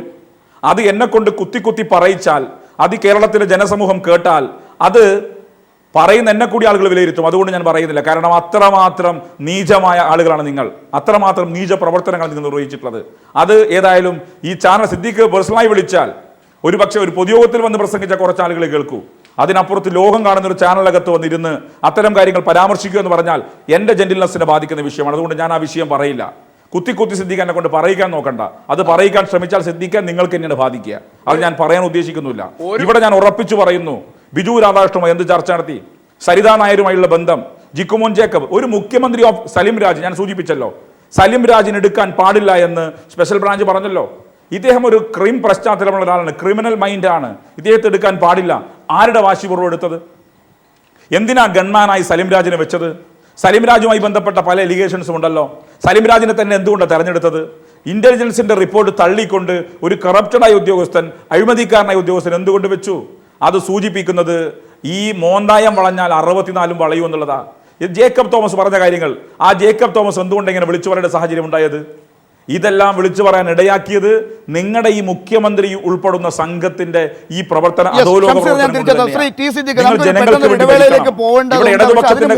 എനിക്ക് ടി സിദ്ദീഖിൽ നിന്ന് ഇപ്പൊ ഷംസീർ പറഞ്ഞ ഒരു കാര്യമുണ്ട്. ഈ പറഞ്ഞ ആളുകളുമായിട്ടുള്ള ഇടപെടൽ, നേരത്തെ സിദ്ദീഖ് തന്നെ പറഞ്ഞല്ലോ, ഈ പറഞ്ഞ പേഴ്സണൽ സ്റ്റാഫിന്റെ കാര്യത്തിൽ ഒരു അവധാനത അവിടെ കാണിച്ചില്ല എന്നുള്ളത് ടി സിദ്ദീഖ് തന്നെ പറഞ്ഞു. പേഴ്സണൽ സ്റ്റാഫാണ് എല്ലാം ഈ തെറ്റുകളുടെ എല്ലാം ഉത്തരവാദി എന്ന് പറയുന്നുണ്ട്. ആ അതിരുവരെയെങ്കിലും ടി സിദ്ദീഖ് ഇന്നത്തെ ചർച്ചയിൽ എത്തിയിട്ടുണ്ട്. പക്ഷേ ആ പേഴ്സണൽ സ്റ്റാഫുമായി മുഖ്യമന്ത്രിക്കുള്ള ബന്ധം ഇന്ന് സോളാർ കമ്മീഷനിൽ പറഞ്ഞത് നോക്കുക. ജിക്കുമോനുമായി ചെറുപ്പം മുതലുള്ള ബന്ധമാണ്. ടെനി ജോപ്പനുമായി KSUവിൻ്റെ നേതാവായി പ്രവർത്തകനായി മാറിവാനീസിൽ വന്ന അന്ന് മുതൽ അറിയാം. 2004 മുതൽ പേഴ്സണൽ സ്റ്റാഫിലുമുണ്ട്. സലിം രാജ് മാത്രമാണ് 2011 വന്നതായി പറയുന്നത്. ബാക്കിയുള്ള ഈ കാര്യത്തിൽ ഇപ്പോൾ നടപടി എടുത്തിട്ടുള്ള ഈ പേഴ്സണൽ സ്റ്റാഫുകാരുമായി വളരെ പണ്ടേയുള്ള ബന്ധം, അത്രയ്ക്ക് അടുപ്പമുള്ള ആളുകൾ ഈ പറയുന്ന മുഖ്യമന്ത്രിയുമായി ഇടപെട്ട ആ ഓഫീസിൽ കാര്യങ്ങൾ നടത്തുമ്പോൾ അതിൻ്റെ ഉത്തരവാദിത്തം മുഖ്യമന്ത്രിയിലേക്ക് വരില്ല എന്ന് എങ്ങനെയാണ് പറയാൻ സാധിക്കുക ടി സിദ്ദീഖ്? അല്ല, ഇത് നിങ്ങൾ ചോദിക്കും എന്നുള്ളത് കൊണ്ടാണ് ഞാൻ നേരത്തെ തന്നെ നായനാരുടെ കാലത്തെയും അതുപോലെ ആഭ്യന്തരമന്ത്രിയായിരുന്ന കോടിയേരിയുടെ കാലത്തെയും 2 പേഴ്സണൽ സ്റ്റാഫിന്റെ ഇഷ്യൂ പറഞ്ഞത്. അങ്ങനെയെങ്കിൽ ആ പേഴ്സണൽ സ്റ്റാഫിന്റെ ഉത്തരവാദിത്തം അന്നത്തെ മുഖ്യമന്ത്രിയും അന്നത്തെ ആഭ്യന്തരമന്ത്രിയും ഏറ്റെടുത്തിട്ടുണ്ടോ? അവർ എന്നിട്ട് അതിനനുസരിച്ച നടപടികളിലേക്ക് പോയോ? ഇല്ലല്ലോ. അപ്പൊ പേഴ്സണൽ സ്റ്റാഫിനെതിരെ എടുക്കേണ്ട നടപടി ഗവൺമെന്റ് എടുത്തിട്ടുണ്ട്, മുഖ്യമന്ത്രി എടുത്തിട്ടുണ്ട്, അതിലൊരു തർക്കമില്ല. പിന്നെ ഇവിടെയുള്ള രണ്ടാമത്തെ പ്രശ്നം, ഇവിടെ ഷംസീർ പറഞ്ഞതിൽ ഒരു വലിയ തെറ്റുണ്ട്. എന്താ ഷംസീറെ? CCTV ദൃശ്യമായിട്ട് ബന്ധപ്പെട്ട് CCTV സ്ഥാപിച്ചത് എളമരങ്കരിയുമാണ്. 14 ദിവസത്തേക്കാണ് കപ്പാസിറ്റി. ഞാൻ വളരെ ഉത്തരവാദിത്ത ബോധത്തോടു കൂടിയാണ് പറയുന്നത്. ഞാനും ഉത്തരവാദിത്തോടെ പറയുന്നത് അല്ല, പറയട്ടെ, ഞാനും വളരെ ഉത്തരവാദിത്തോടെ പറയാണ്. സിദ്ദീഖ് മാത്രമല്ല ഉത്തരവാദിത്തമുള്ള ആള്, സിദ്ദീഖിനെ പോലെ തന്നെ ഉത്തരവാദിത്തമുള്ള പൊതുപ്രവർത്തകനാണ് ഞാനും. ആണല്ലോ. അങ്ങനെയെങ്കിൽ നാളെ ലാല് ടൈം ഫിക്സ് ചെയ്തോ, നിങ്ങൾ ടൈം ഫിക്സ് ചെയ്തോ, CCTV സ്ഥാപിച്ചത് ആരുടെ കാലത്താണ്, എത്ര വർഷത്തേക്കാണ്, എത്ര സമയത്തേക്കാണ് എന്നുള്ള ഫയൽ പരിശോധിക്കുക. മാത്രമല്ല മുഖ്യമന്ത്രി ഉമ്മൻചാണ്ടി രണ്ടാളെ തരണം എന്ന് പറഞ്ഞ് നമുക്ക് സമയം ചെയ്യാൻ പറ്റില്ല. ഒരു കാര്യമുള്ളത് TCDക്ക് ചെയ്യേണ്ടത് ഇത് റിട്രീവ് ചെയ്യാനല്ല, ന്യായം പറയുമ്പോ പറ്റും. അതിന് എന്തെങ്കിലും നടപടി എടുക്കാൻ സാധിക്കുമോ? റിട്രീവ് ചെയ്യാൻ വേണ്ടിയാണ് അതിന് വേണ്ടതായിരിക്കുന്ന ബന്ധപ്പെട്ട 2 ഉദ്യോഗസ്ഥന്മാരെ നിങ്ങൾക്ക് തരാം. ഒരാളെ ഗവൺമെന്റും വെക്കാം, എന്നിട്ട് സംയുക്തമായി അതിന്റെ ശ്രമം നടത്തട്ടെ. കത്തയച്ചു ഒഫീഷ്യലായിട്ട് മുഖ്യമന്ത്രി, എന്തേ മറുപടി നൽകാഞ്ഞത്? വെറുതെ ആരോപണം പറഞ്ഞാൽ പോരാ. 2 ആഴ്ചത്തേക്കുള്ള CCTV സ്ഥാപിച്ചത് എളമരം കരീമാണ്. 2 ആഴ്ച കഴിഞ്ഞാൽ ഇത് റിട്രീവ് ചെയ്യാൻ പറ്റുമെന്നാണ് നിങ്ങളുടെ വാദഗതി എങ്കിൽ ആ വാദഗതി ഞാൻ അംഗീകരിക്കുന്നു. ഒരൊറ്റ കാര്യം, മുഖ്യമന്ത്രി പറഞ്ഞതുപോലെ വൈദഗ്ധ്യമുള്ള ആളുകളെ എന്തേ നിങ്ങൾ കൊടുക്കാതിരുന്നത്? അപ്പോ ആരോപണം ഉന്നയിക്കുക, പുകമറ സൃഷ്ടിക്കുക, എന്നിട്ട് രക്ഷപ്പെടുക. ഇതാണ് ഇവിടെ നടക്കുന്നത്. ചാണ്ടി ഉമ്മന്റെ കാര്യം പറഞ്ഞു, ഞങ്ങൾക്കൊരു ബുദ്ധിമുട്ടില്ല ഷംസീറെ. ചാണ്ടി ഉമ്മനുമായി ബന്ധപ്പെട്ടുകൊണ്ട് നിങ്ങൾ ഈ കേസ്, സോളാർ കേസിൽ എന്തെല്ലാം ആരോപണം പറഞ്ഞിട്ടുണ്ടോ, ഒരാരോപണം നിങ്ങൾക്ക് തെളിയിക്കാൻ പറ്റിയിട്ടുണ്ടോ? എന്നിട്ട് പറയാ പുതിയ കാര്യങ്ങൾ. എനിക്ക് ഒരു ചോദ്യം, ഞാൻ ഇടവേളയിലേക്ക് പോകാൻ വേണ്ടി രീതിയിലേക്കൊക്കെ കൊണ്ടുപോകുന്നുണ്ട്. എനിക്ക് ഒരു കാര്യം അറിയാനുള്ളൂ. നേരത്തെ ചോദിച്ച പല കാര്യങ്ങൾക്കും TCDക്ക് കൃത്യമായി ഉത്തരം പറഞ്ഞില്ല എന്നുള്ളത് ചർച്ച കഴിഞ്ഞ് പോകുമ്പോൾ മറ്റ് കോൺഗ്രസ് നേതാക്കൾ അങ്ങയോട് ചോദിക്കും. അതുകൊണ്ട് അതിന് മുമ്പ് അവസരം തരുന്നുണ്ട്, അതിന് ഉത്തരം പറയാൻ ശ്രമിക്കുക. മറ്റൊരു ചോദ്യം കൂടി പുതുതായി എനിക്ക് ചോദിക്കാനുള്ളത് ഇതാണ്. ഒരു തവണ പോലും സരിതയെ കണ്ടിട്ടില്ല എന്ന് പറഞ്ഞ മുഖ്യമന്ത്രി പിന്നീട് പറഞ്ഞ കാര്യങ്ങൾ നോക്കുക.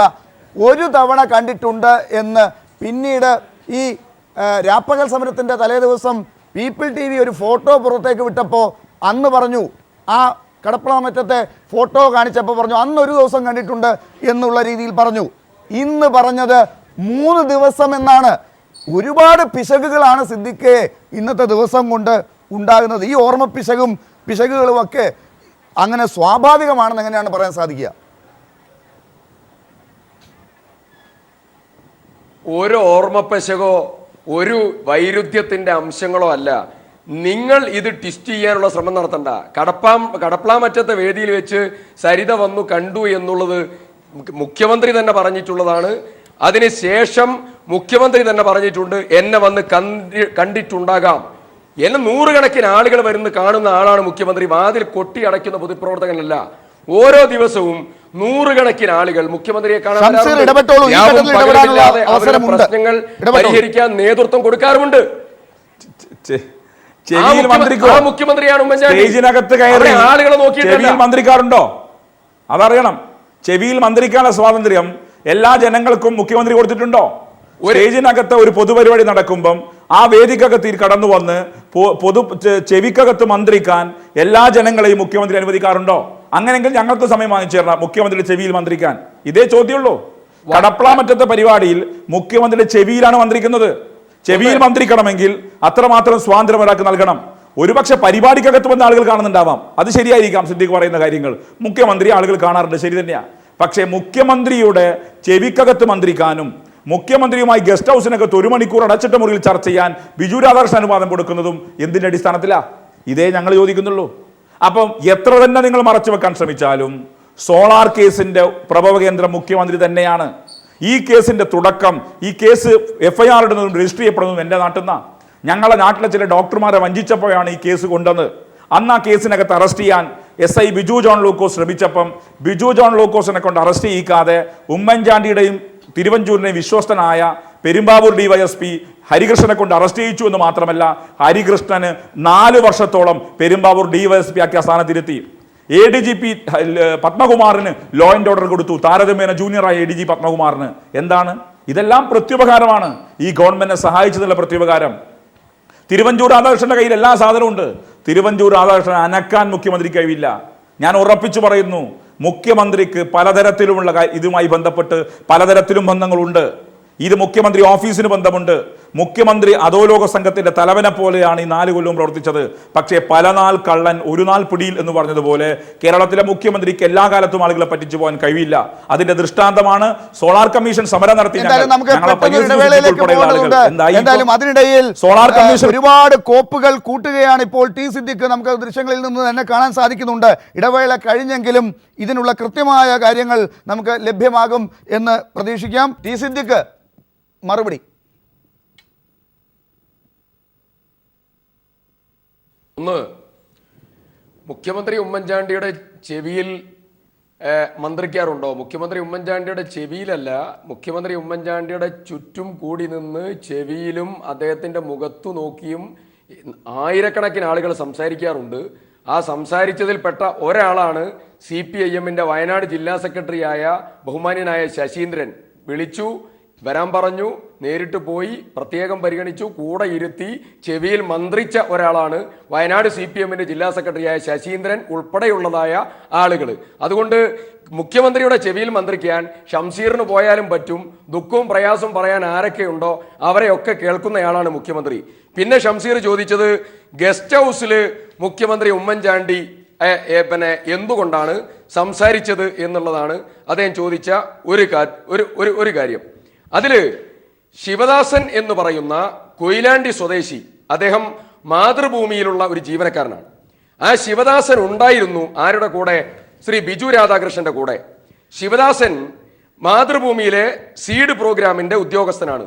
അദ്ദേഹം സോളാർ സ്കാം എൻക്വയറി കമ്മീഷന്റെ മുമ്പിൽ അദ്ദേഹം 2015 സെപ്റ്റംബർ 18 മൊഴി കൊടുത്തിട്ടുണ്ട്. ആ മൊഴി പത്രങ്ങളിലും വന്നിട്ടുണ്ട്. അതിന്റെ കോപ്പി നമുക്ക് എല്ലാവർക്കും കിട്ടിയിട്ടുള്ളതാണ്. അവർ പറഞ്ഞിട്ടുള്ളത് MI ഷാനവാസ് MP ആണ്, ബിജു രാധാകൃഷ്ണൻ നേരിട്ടല്ല. MI ഷാനവാസ് MPയുടെ അടുത്ത് പോയി ഡോക്ടർ RB നായർ എന്ന് പറഞ്ഞു, എനിക്ക് ചില ഫാമിലി ഇഷ്യൂസ് സംസാരിക്കാനുണ്ട്. ആ ഫാമിലി ഇഷ്യൂസ് അദ്ദേഹം പോയി സംസാരിക്കാൻ വേണ്ടി ഈ ശിവദാസനെയും കൂട്ടിയാണ് അദ്ദേഹം പോയത്. ശിവദാസൻ തന്നെ അദ്ദേഹത്തിന്റെ സ്റ്റേറ്റ്മെന്റിൽ വളരെ കൃത്യമായി പറയുന്നുണ്ട്. ഡിയാന്റെ ഭാര്യ സരിതാ നായർക്ക് 4ാമത്തെ പേജിലാണ് സോളാർ എൻക്വയറി കമ്മീഷൻ രേഖപ്പെടുത്തിയ മജിസ്ട്രേറ്റിന്റെ ജഡ്ജിന്റെ സ്വന്തം കൈപ്പടയിൽ എഴുതിയ റിപ്പോർട്ടിന്റെ 4ാം പേജിൽ ഡിയാന്റെ ഭാര്യ സരിതാ നായർക്ക് അന്ന് മന്ത്രിയായിരുന്ന ഗണേഷ് കുമാറുമായി ഉണ്ടെന്ന് പറയപ്പെടുന്ന ബന്ധങ്ങളെ സംബന്ധിച്ച് മുഖ്യമന്ത്രിയുടെ ശ്രദ്ധയിൽപ്പെടുത്തുവാൻ ആണ് ഞങ്ങൾ പോയിട്ടുള്ളത്. എന്നിട്ട് അതിൽ പറഞ്ഞിട്ടുള്ള കാര്യങ്ങളുണ്ട്. ആ പറഞ്ഞിട്ടുള്ള കാര്യങ്ങൾ ഞാനിവിടെ പറയുന്നില്ല. അതൊരു കുടുംബവുമായി ബന്ധപ്പെട്ടതായിരിക്കുന്ന കാര്യങ്ങളായതുകൊണ്ട് ഞാനിവിടെ പറയാൻ എനിക്ക് ബുദ്ധിമുട്ടുണ്ട്. അത് ഞാനിവിടെ പറയുന്നില്ല. ആ കാര്യമാണ് ബിജു രാധാകൃഷ്ണൻ 1 മണിക്കൂറോളം മുഖ്യമന്ത്രിയുമായി സംസാരിച്ചതെങ്കിൽ എന്തുകൊണ്ടാണ് MI ഷാനവാസ് വന്ന് സംസാരിച്ച ആ ബിജു രാധാകൃഷ്ണൻ പറഞ്ഞ കാര്യങ്ങൾ മുഖ്യമന്ത്രിക്ക് പറയാൻ പറ്റാത്തത്? മുഖ്യമന്ത്രിക്ക് അതിനു മുമ്പ് പരിചയമുള്ള ഒരാളല്ലല്ലോ, അത്രയും വ്യക്തിപരമായ ബന്ധമില്ലല്ലോ കേരളത്തിലെ ജനതയല്ലേ മുഖ്യമന്ത്രിക്ക് മുന്നിൽ. ആ കാര്യം എന്തുകൊണ്ട് മുഖ്യമന്ത്രി സോളാർ കമ്മീഷനോടെങ്കിലും പറയുന്നില്ല? ഒന്ന്, മുഖ്യമന്ത്രിയോട് ഏതെങ്കിലും ഒരു കാര്യം നിങ്ങൾ സ്വകാര്യ വൈഷമ്യങ്ങളോ ബുദ്ധിമുട്ടുകളോ ആരാവട്ടെ ആര് പറഞ്ഞാലും അത് പുറത്ത് വിളിച്ചു പറയുന്ന മാന്യതയ്ക്ക് ഇത് രാജവാഴ്ചയുടെ കാലമല്ലല്ലോ. അങ്ങനെ മുഖ്യമന്ത്രിക്ക് അങ്ങനെ സ്വന്തമായിട്ട് കാര്യങ്ങൾ അങ്ങനെ അങ്ങ് വെക്കാൻ സാധിക്കുമോ? അദ്ദേഹം ജനങ്ങൾ തെരഞ്ഞെടുത്ത ഒരു മുഖ്യമന്ത്രിയാണ്, പ്രതിനിധിയാണ് അദ്ദേഹം ഈ ജനകീയ ഭരണത്തിൽ കാര്യങ്ങളെല്ലാം കൃത്യമായി ജനങ്ങൾക്ക് വേണ്ടി സുതാര്യമായി കാര്യങ്ങൾ പറയേണ്ട ആളാണ്. ഒരു കാര്യവും അദ്ദേഹം മറച്ചു പിടിക്കാൻ പാടില്ലാത്ത ആളാണ്. സിദ്ദിഖിന് വേണമെങ്കിൽ അങ്ങനെ ആകാം, പക്ഷെ മുഖ്യമന്ത്രിക്ക് അത് സാധിക്കില്ല. ആ കാര്യങ്ങൾ മറന്നുകൊണ്ട് എന്തുകൊണ്ടാണ് സിദ്ദിഖ് ഇങ്ങനെ മറുപടി പറയുന്നത്? ആട്ടലാലെ, മുഖ്യമന്ത്രി അത് പറയണമെന്നാണല്ലോ നിങ്ങൾ പറയുന്നത്. മുഖ്യമന്ത്രി പറയേണ്ട കാര്യമില്ല.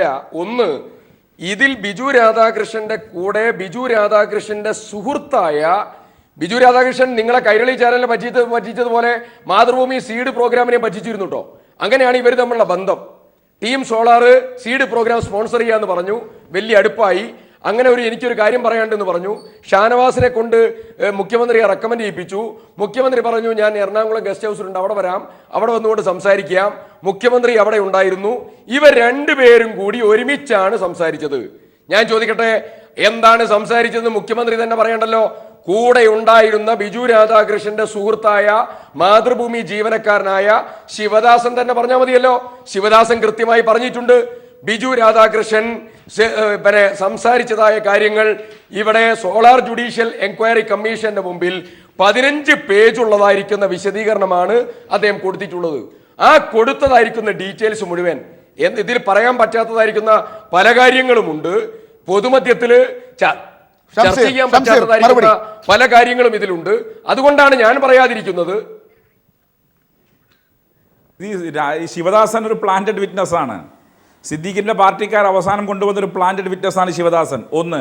രണ്ടാമത്തത് DGP അലക്സാണ്ടർ ജേക്കബിന്റെ ചില വെളിപ്പെടുത്തലുകളുണ്ട്. ആ വെളിപ്പെടുത്തലിനെ കുറിച്ച് പറയണ്ടേ? ആംഡ് ഗൺമാൻ വന്നിരുന്നു സരിതയെ കാണാൻ കാശുമായി. സരിതയ്ക്ക് കേസുകൾ ഔട്ട് ഓഫ് കോർട്ട് സെറ്റിൽമെന്റിന് വേണ്ടി കാശാര് കൊടുത്തു. അബ്ദുള്ള കുട്ടിയുടെ കേസ്, ഇതെല്ലാം അറിയണ്ടേ സിദ്ദീഖ്? ഇതെല്ലാം പറയണ്ടേ ജനങ്ങൾക്ക് മുമ്പാകെ? അത് മാത്രമല്ല, മന്ത്രിമാരെ കുറിച്ച് അദ്ദേഹം പറഞ്ഞിട്ടുണ്ട്, മുഖ്യമന്ത്രിയെ കുറിച്ച് മാത്രമല്ല.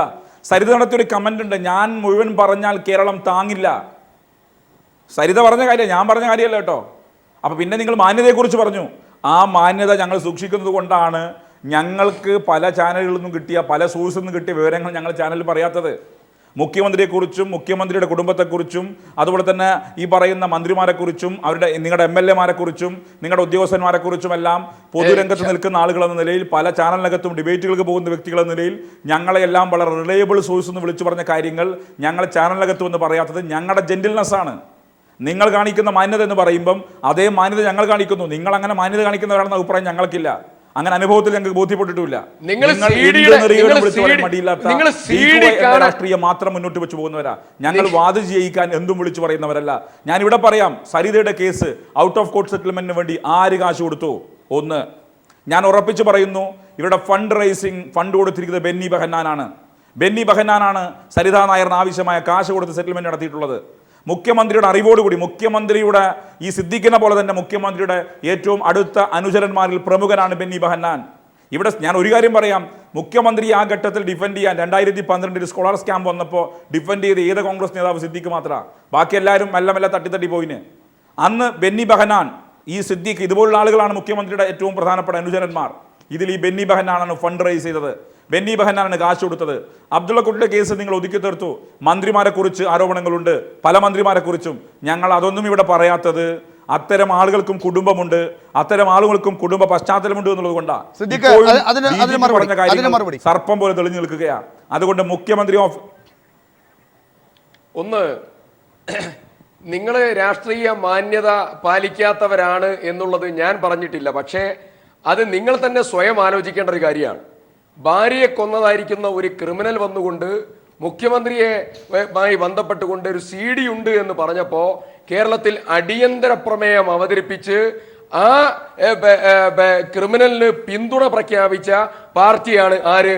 ഷംസീറിന്റെ പാർട്ടി. അതുകൊണ്ട് നിങ്ങൾ ഏത് വഴിക്ക് പോകും എന്നുള്ളതും എത്രത്തോളം പോകും എന്നുള്ളതൊക്കെ ഞങ്ങൾക്ക് കൃത്യമായിട്ട് അറിയാം. ആ ആരോപണം ഡീഫ്യൂസായി, നിങ്ങൾ ഇതുമായി ബന്ധപ്പെട്ടുകൊണ്ട് പറഞ്ഞതായിരിക്കുന്ന എല്ലാ ആരോപണങ്ങളും ഡീഫ്യൂസായി. ഞങ്ങൾ പക്ഷേ മാന്യതയുടെ പേരിൽ ഞങ്ങൾ ഒരു ഘട്ടം വിട്ടുകൊണ്ട് ഇതിലേക്ക് സംസാരിക്കാൻ ഒരുക്കമല്ല. രണ്ടാമത്തെ കാര്യം, ബെന്നി ബെഹന്നാന്റെ ഇൻവോൾവ്മെന്റുമായി ബന്ധപ്പെട്ടുകൊണ്ട് ലാലിന് കൃത്യമായിട്ട് ഓർമ്മയുണ്ടാകും. ബെന്നി ബെഹന്നാന്റെ ശബ്ദം എന്ന് പറഞ്ഞ് കൈരളി ചാനൽ ഒരു ശബ്ദരേഖ പുറത്തുവിട്ടത്, അന്ന് ശരത്താണ് അത് ആങ്കർ ചെയ്തത്. എനിക്കിപ്പോഴും ഓർമ്മയുണ്ട്. ഞാൻ അവിടെ വെച്ചുകൊണ്ട് എന്നെ ടെലിഫോണിൽ കണക്ട് ചെയ്തപ്പം ഞാൻ ചോദിച്ചു, ബെന്നി ബെഹന്നാന്റെ ശബ്ദമല്ല ഇത് ബെന്നി ബെഹന്നാന്റെ ശബ്ദമല്ല, ഞാൻ വെല്ലുവിളിക്കുന്നു. രണ്ടാമത് തോമസ് ഐസക്കിനെ കണക്ട് ചെയ്തു. ഐസക്ക് പറഞ്ഞു ഇത് ബെന്നിയുടെ ശബ്ദമല്ല. അതുകൊണ്ട് നിങ്ങൾ ഇങ്ങനെയുള്ളതായിരിക്കുന്ന പുകമറ ഉണ്ടാക്കി ശ്രമിച്ച് രക്ഷപ്പെടാൻ നോക്കണ്ട. ശരി, അന്നത്തെ കാര്യങ്ങൾ വീണ്ടും അതാത് ഘട്ടങ്ങളിൽ തന്നെ ചർച്ചയ്ക്ക് വരുമ്പോൾ നമുക്ക് വീണ്ടും എടുക്കാം. ഇപ്പോൾ ഉയർന്നു വന്ന ചില കാര്യങ്ങളെ കുറിച്ച് ഇനി അടുത്ത 2-3 മിനിറ്റിൽ നമുക്ക് ഈ ചർച്ച അവസാനിപ്പിക്കാനുണ്ട്. ഫക്രുദ്ദീനിൽ ചർച്ച അവസാനിപ്പിക്കും. പക്ഷേ അതിനു മുമ്പ് ടി സിദ്ദിഖ്, ഞാൻ ചോദിച്ച ചില ചോദ്യങ്ങൾക്ക് കൃത്യമായി തന്നെ മറുപടി കിട്ടിയോ എന്ന് എനിക്ക് സംശയമുണ്ട്. അതുകൊണ്ട് വീണ്ടും ഒരു ഉപസംഹാരം എന്നുള്ള നിലയ്ക്ക് ഞാൻ ചോദിക്കുകയാണ്. ADGP ഹേമചന്ദ്രൻ്റെ മൊഴിയും മുഖ്യമന്ത്രിയുടെ ഇന്നത്തെ മൊഴിയും തമ്മിൽ വൈരുദ്ധ്യമുണ്ടോ? ഒന്ന് പെട്ടെന്ന്.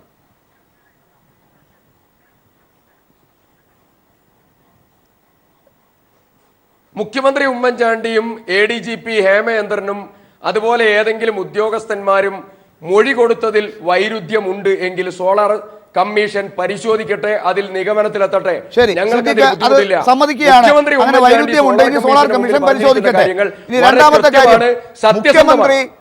ഒരിക്കൽ പോലും കണ്ടിട്ടില്ല എന്ന് പറഞ്ഞ ആളാണ് സരിത. അത് പിന്നീട് ഒരു തവണ കണ്ടിട്ടുണ്ട് എന്ന് മുഖ്യമന്ത്രി തന്നെയാണ് പറഞ്ഞതെന്ന് സിദ്ദിഖ് നേരത്തെ പറഞ്ഞു.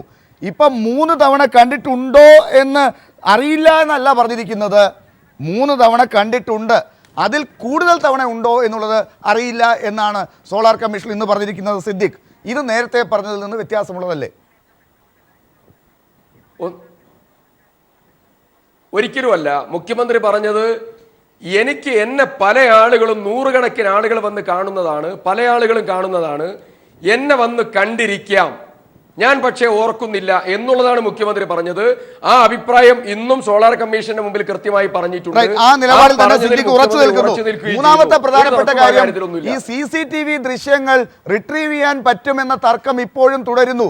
ഈ പരിപാടി നടക്കുമ്പോഴും ചില പ്രേക്ഷകരൊക്കെ ഈ ഇൻഫർമേഷൻ ടെക്നോളജിയുമായി ബന്ധമുള്ളവരൊക്കെ ഇവിടെ വിളിക്കുന്നുണ്ട്. ഇത് സിദ്ദിഖിനോട് മറുപടി കൊടുക്കുക, ഇത് പറ്റുന്നതാണ് എന്ന് അവർ പറയുന്നുണ്ട്.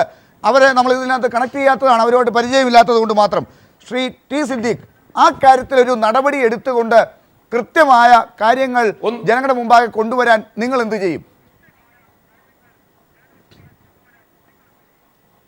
ഞാൻ ഒരു കാര്യം വളരെ ആധികാരികമായി പറയുന്നു, സർക്കാർ ഇപ്പോഴും അതിനൊരുക്കമാണ്. അങ്ങനെ കിട്ടുമെങ്കിൽ അത് പിടിച്ചെടുക്കണം. ഒരൊറ്റ കാര്യമേ ഉള്ളൂ, 2 എക്സ്പേർട്ടിനെ തരണം എന്ന് മുഖ്യമന്ത്രി പിണറായി വിജയന് അങ്ങോട്ട് കത്തെഴുതിയതിന്റെ മറുപടി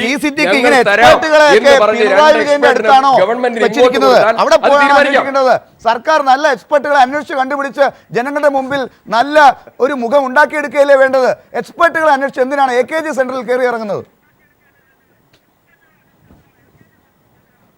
ആരോപണം ഉന്നയിച്ചതായ ആളുകൾക്കെങ്കിലും മിനിമം ബോധ്യപ്പെടാൻ വേണ്ടിയാണ് 14 ദിവസം കഴിഞ്ഞാൽ കിട്ടും എന്ന് നിങ്ങൾ പറയുമ്പോൾ, നിങ്ങൾക്ക് കിട്ടാൻ ആവശ്യമായ സാങ്കേതിക വിദ്യയുണ്ട് എന്ന് നിങ്ങൾ പറയുമ്പോൾ, ആ ആളുകളെ തരണം എന്ന് ഗവൺമെന്റ് പറയുന്നതിൽ എന്താ തെറ്റ്? ഗവൺമെന്റ് പറയുമ്പോൾ ഞങ്ങൾ തരാം എന്നാണ് നിങ്ങൾ പറയേണ്ടത്. ഇവിടെ ഞാൻ പറഞ്ഞല്ലോ, പിണറായി അല്ലല്ലോ നിങ്ങൾ ബോധ്യപ്പെടുത്തുന്നത്, ജനങ്ങളെയാണ് Siddique. Pinarayi Vijayan AKG centre CPM അവിടെ നിൽക്കട്ടെ, അതിനപ്പുറത്ത് നിഷ്പക്ഷമായി നിൽക്കുന്ന കുറേ ജനങ്ങളുണ്ട്. ആ ജനങ്ങളെ നിങ്ങൾ ബോധ്യപ്പെടുത്തൂ സിദ്ദിഖ്. ലാൽ ചോദിച്ചതുപോലെ റിട്രീവ് ചെയ്യാൻ പറ്റും എന്നൊരു ഭാഗത്ത് വിവരങ്ങൾ വന്നുകൊണ്ടിരിക്കുന്നു. ഞാനും മനസ്സിലാക്കിയ കാര്യം റിട്രീവ് ചെയ്യാൻ പറ്റുമെന്നാണ്. ഇപ്പം നിങ്ങളെല്ലാം സേഫർ സൈഡിലാണ്.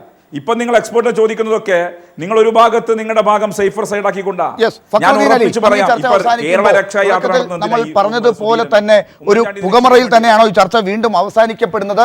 സോളാർ കമ്മീഷനിൽ നിന്ന് കൂടുതൽ മൊഴികൾ പുറത്തേക്ക് വരുമ്പോൾ കമ്മീഷനിൽ നിന്ന് കൂടുതൽ മൊഴികൾ പുറത്തു വരുന്നത് നമുക്കിപ്പം പറയാൻ പറ്റില്ല. പക്ഷേ പറയാൻ പറ്റാവുന്ന ഒരു കാര്യം, സിദ്ദിഖ് വളരെ നന്നായിട്ട് ആർട്ടിക്കുലേറ്റ് ചെയ്തു എന്നുള്ള വസ്തുതയാണ്. പക്ഷേ അതിനൊപ്പം ചില ചിത്രങ്ങൾ, ചില സംശയങ്ങൾ, ഉദാഹരണമായിട്ട് സരിത മുഖ്യമന്ത്രിയോട് സംസാരിക്കുന്ന ചിത്രം, സരിത ഇന്ന് നടത്തിയ ഒരു മീഡിയയ്ക്ക് കൊടുത്ത ഒരു ഇൻ്റർവ്യൂ പറഞ്ഞിട്ടുണ്ട്, ബൈറ്റ് പറഞ്ഞിട്ടുണ്ട്, ഞാൻ അന്ന് ശ്രീധരൻ നായരെ കൂടെ മുഖ്യമന്ത്രിയെ കണ്ടിട്ടുണ്ടോ ഇല്ല എന്ന കാര്യം ഞാൻ ഇപ്പം പറയില്ല, പറയണമെന്ന് ഞാൻ പിന്നെ തീരുമാനിക്കും. ഈ രീതിയിൽ ബ്ലാക്ക് മെയിലിങ്ങിൻ്റെ ഒരു തന്ത്രത്തിലൂടെ സരിതയും പോകുന്നുണ്ട്. അപ്പോൾ ഇതെല്ലാം കൂടി കൂട്ടി വായിക്കുമ്പോൾ ജനങ്ങളുടെ മനസ്സിലുള്ള ഒരു കാര്യം എന്താണ്? ജനങ്ങളെ മനസ്സിൽ ഉള്ളത്, സിദ്ദിഖ് പറയുന്ന ഈ ആർഗ്യുമെൻറ്റിലൊക്കെ നമ്മളൊക്കെ പോകും, അതിന് ഇൻഡെപ്തായിട്ട് ഒരു പക്ഷേ അതിന് ചരിത്രം ചെയ്യാം. പക്ഷേ ജനങ്ങളുടെ മനസ്സിൽ ഇത്ര ചിത്രങ്ങളും, സരിത എന്ന് പറഞ്ഞിട്ടുള്ള ഈ ഒരു തട്ടിപ്പുകാരിക്ക് LDFിൻ്റെ കാലഘട്ടത്തിൽ അവരുടെ ഇത്രമാത്രം കേസുകൾ ഉണ്ടായിരുന്നു. മാത്രമല്ല അവരെ കൽക്കത്തയിൽ കൊണ്ടുപോയിട്ടുള്ള പോലീസുകാർ മുന്നറിയിപ്പ് കൊടുത്തിരുന്നു, അതൊക്കെ പത്രത്തിൽ വന്ന. ഇതൊന്നും സ്വീകരിക്കാതെ അവർക്ക് ഈ രീതിയിലുള്ള സാധനം മുഖ്യമന്ത്രിയുടെ ഓഫീസിലെങ്കിലും കൊടുത്തു, സ്റ്റാഫുമായിട്ട് ബന്ധപ്പെടാനുള്ള അവസരം ഉണ്ടായി എന്നുള്ളത് മുഖ്യമന്ത്രിയുടെ ഓഫീസിൽ നിന്നുള്ള വീഴ്ചയാണ്. സ്വാഭാവികമായിട്ടും അതിൻ്റെ പൈയിൽ നിന്ന് മുഖ്യമന്ത്രിക്ക് രക്ഷപ്പെടാൻ പറ്റില്ല. കൊണ്ട് മാത്രം ഇടപെടുകയാണ്. എന്തായാലും ഒരു കാര്യം ശ്രീ ഫക്രുദ്ദീൻ അലി പറഞ്ഞത് സിദ്ദിഖിന്റെ ശ്രദ്ധയിലും പെടുത്തുകയാണ്. ഇന്ന് സരിത പറഞ്ഞിരിക്കുന്നത് മുഖ്യമന്ത്രിയെ സരിതയും ശ്രീധരൻ നായരും തമ്മിൽ ഒരുമിച്ച് കണ്ടിട്ടുണ്ടോ എന്നുള്ള കാര്യത്തിൽ ഇല്ല എന്ന് മുഖ്യമന്ത്രി പറഞ്ഞതിനെ സരിത അങ്ങനെ ശരിവെച്ചിട്ടില്ല. അതുണ്ടോ ഇല്ലയോ എന്നുള്ള കാര്യത്തിൽ ഞാൻ ഒന്നും പറയുന്നില്ല എന്ന് പറഞ്ഞിരിക്കുന്നത് വലിയ ഉത്തരങ്ങൾ തന്നെയാണ് നൽകുന്നത്. അത് സിദ്ദിഖിനെ ഓർമ്മിപ്പിക്കുന്നു. അതിനുവേണ്ട ഫയലുകൾ കൂടി സിദ്ദിഖ് അന്വേഷിക്കണം. വളരെ നന്ദി ചർച്ചയിൽ പങ്കെടുത്തതിന് ടി സിദ്ദിഖ്, ശ്രീ AN ഷംസീർ, ഫക്രുദ്ദീൻ.